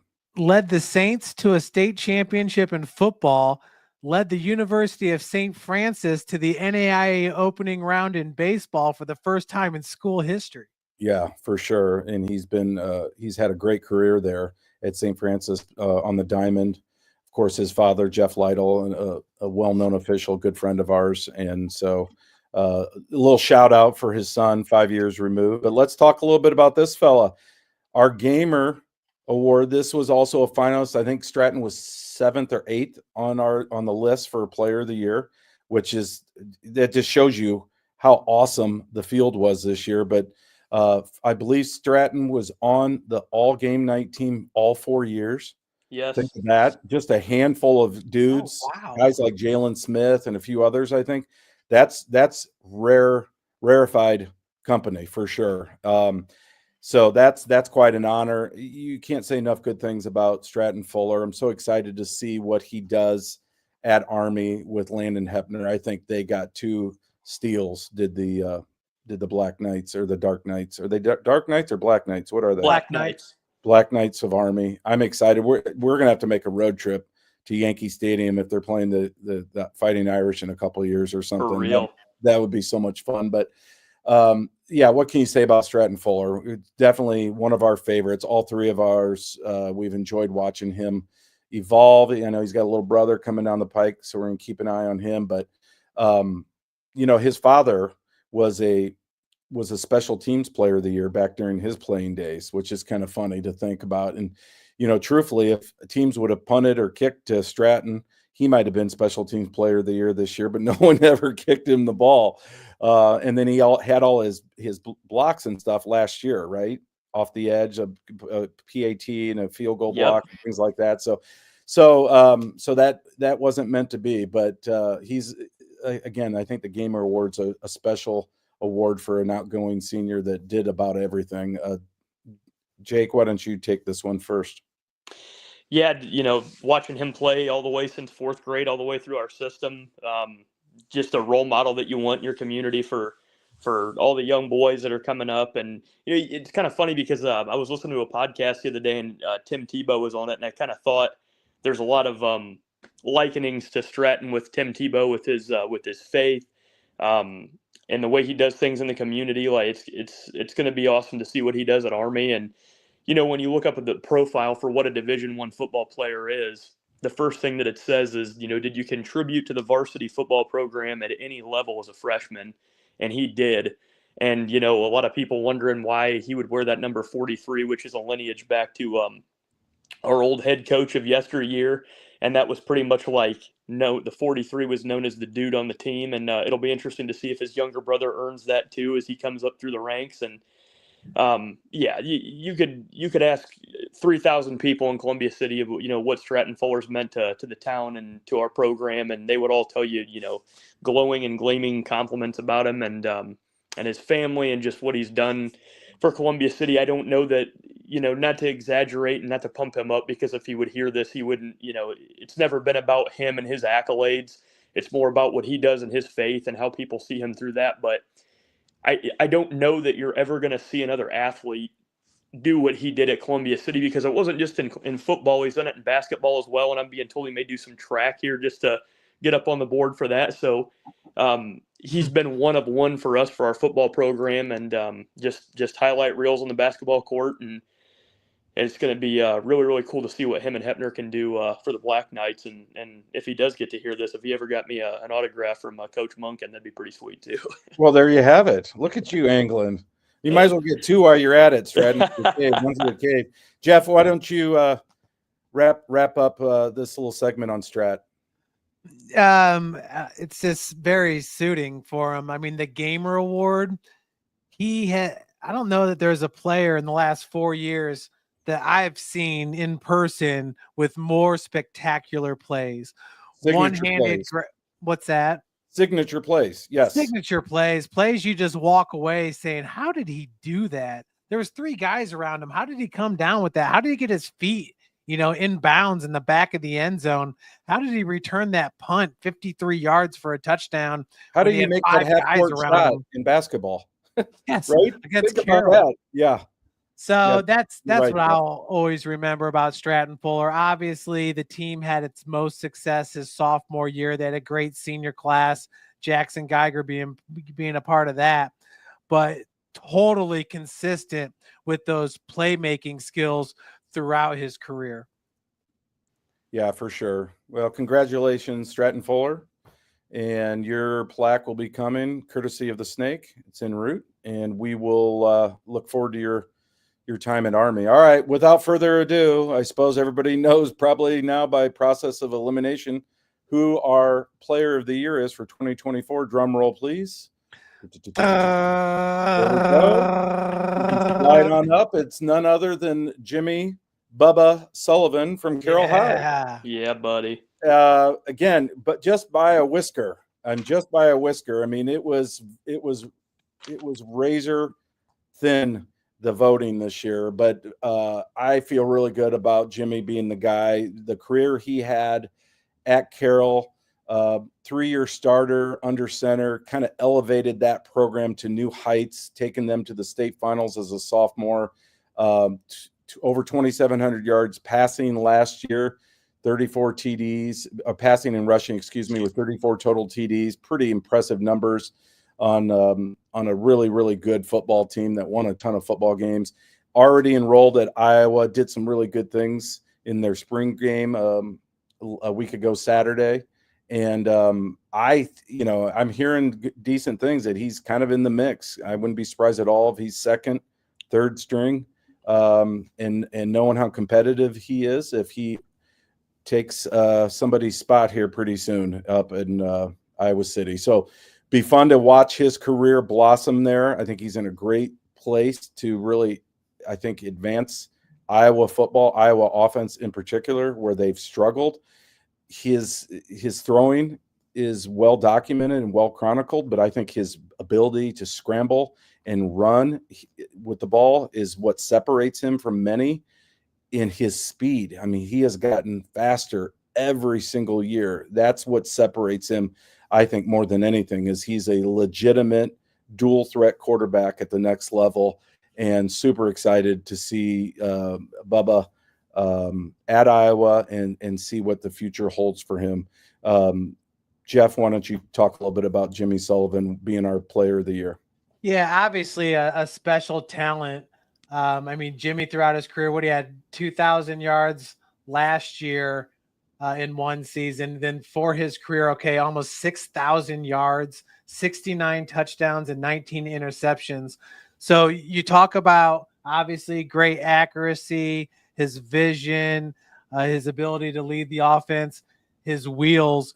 But Casey, this guy never missed a game, never missed a play. Right. And he doesn't shy away from contact. He's the kind of guy that's going to throw a lead block for a receiver on a reverse. Yes. So that's one of the things, because I agree with you, Casey. Obviously, we knew he was a great quarterback, led his team to a 6A state championship as a sophomore against Center Grove. And then his speed, yeah, we could see that on the field. And I think the one thing that people may not understand is just how tough this kid is. Oh, he's tough. Little nagging injuries aren't going to keep him off the field. He's a throwback player.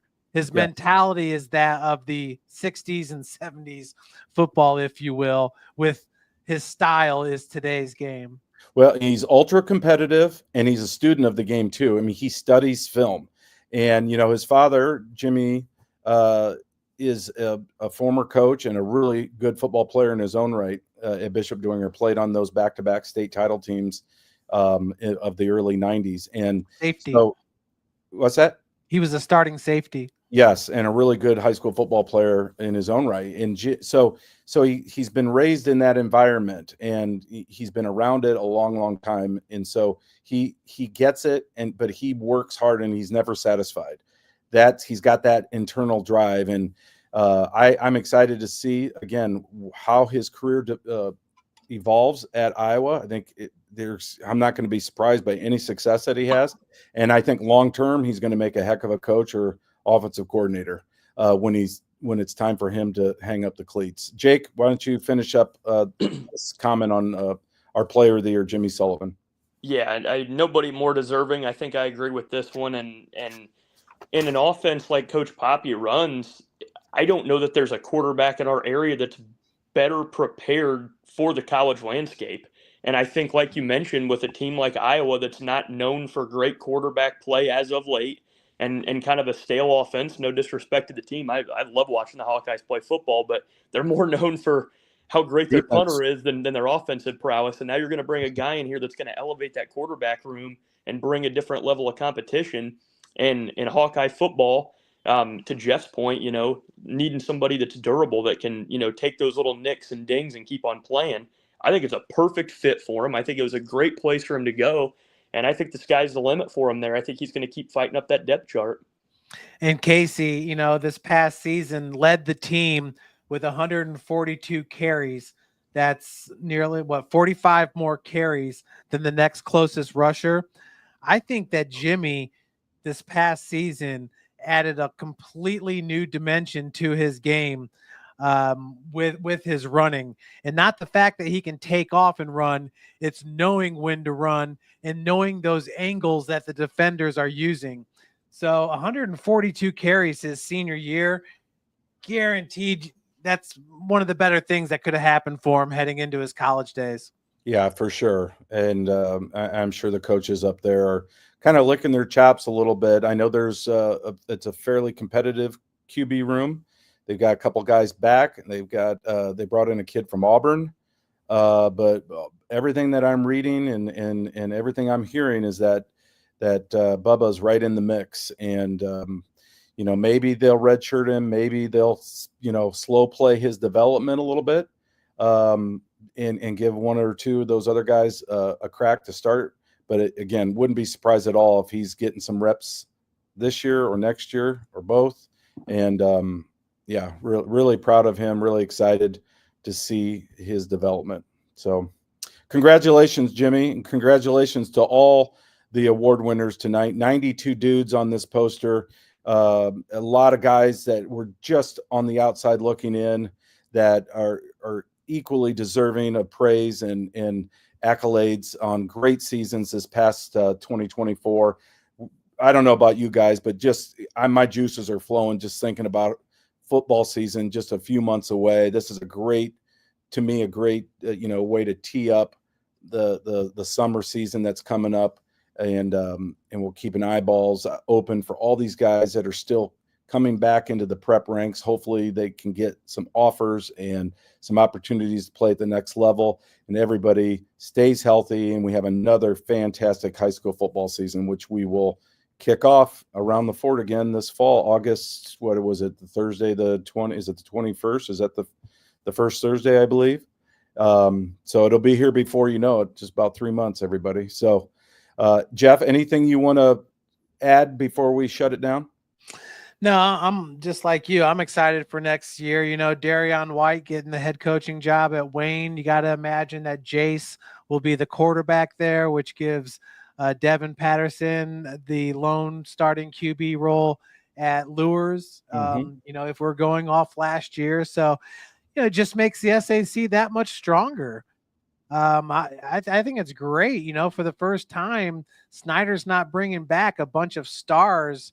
You know, yeah, Davis and Burton, but it's been a while since we haven't had those D1 type guys that we're talking about heading into a season. I'm sure that some will develop.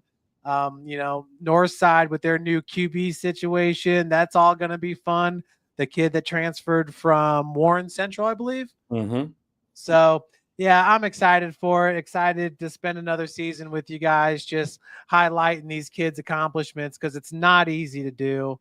And we know it starts right now. I mean, these kids are training, doing spring sports, whatever. They're going to be doing high school football in the summer, which we never did, which I would have loved to have done. But, yeah, no, it's exciting. And I just wish all these guys the best.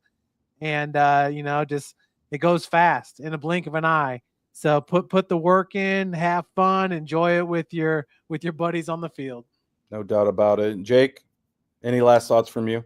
Yeah, congratulations to everybody that made the poster, and anybody that didn't. It just had a hell of a good season. There's so many people that, you know, you'd love to put 3 posters together and just highlight even more kids. But it was a lot of fun kind of circling back to last year. And like you said, it's going to be here before we know it, man. It comes fast. Summer flies by, and the leaves start changing, and it's time to start popping pads. Absolutely. Well, we will reconvene here later in the summer. And until then, for Jake and Jeff, I'm Casey. Thanks for watching Around the Fort. Stay tuned for another great season of high school football. We'll see you in the fall. See you guys. Good night, everybody. White Shoes Kelly Chevrolet. We offer a wide selection of new and used inventory with a team that guides you to your perfect fit. Our certified pre-owned options ensure peace of mind with warranties and rigorous inspections. Competitive pricing, flexible financing, and convenient trade and services, making your dream Chevrolet a reality. Trust our experienced service team to keep your vehicle in top shape, and enjoy free car washes as long as you own your vehicle.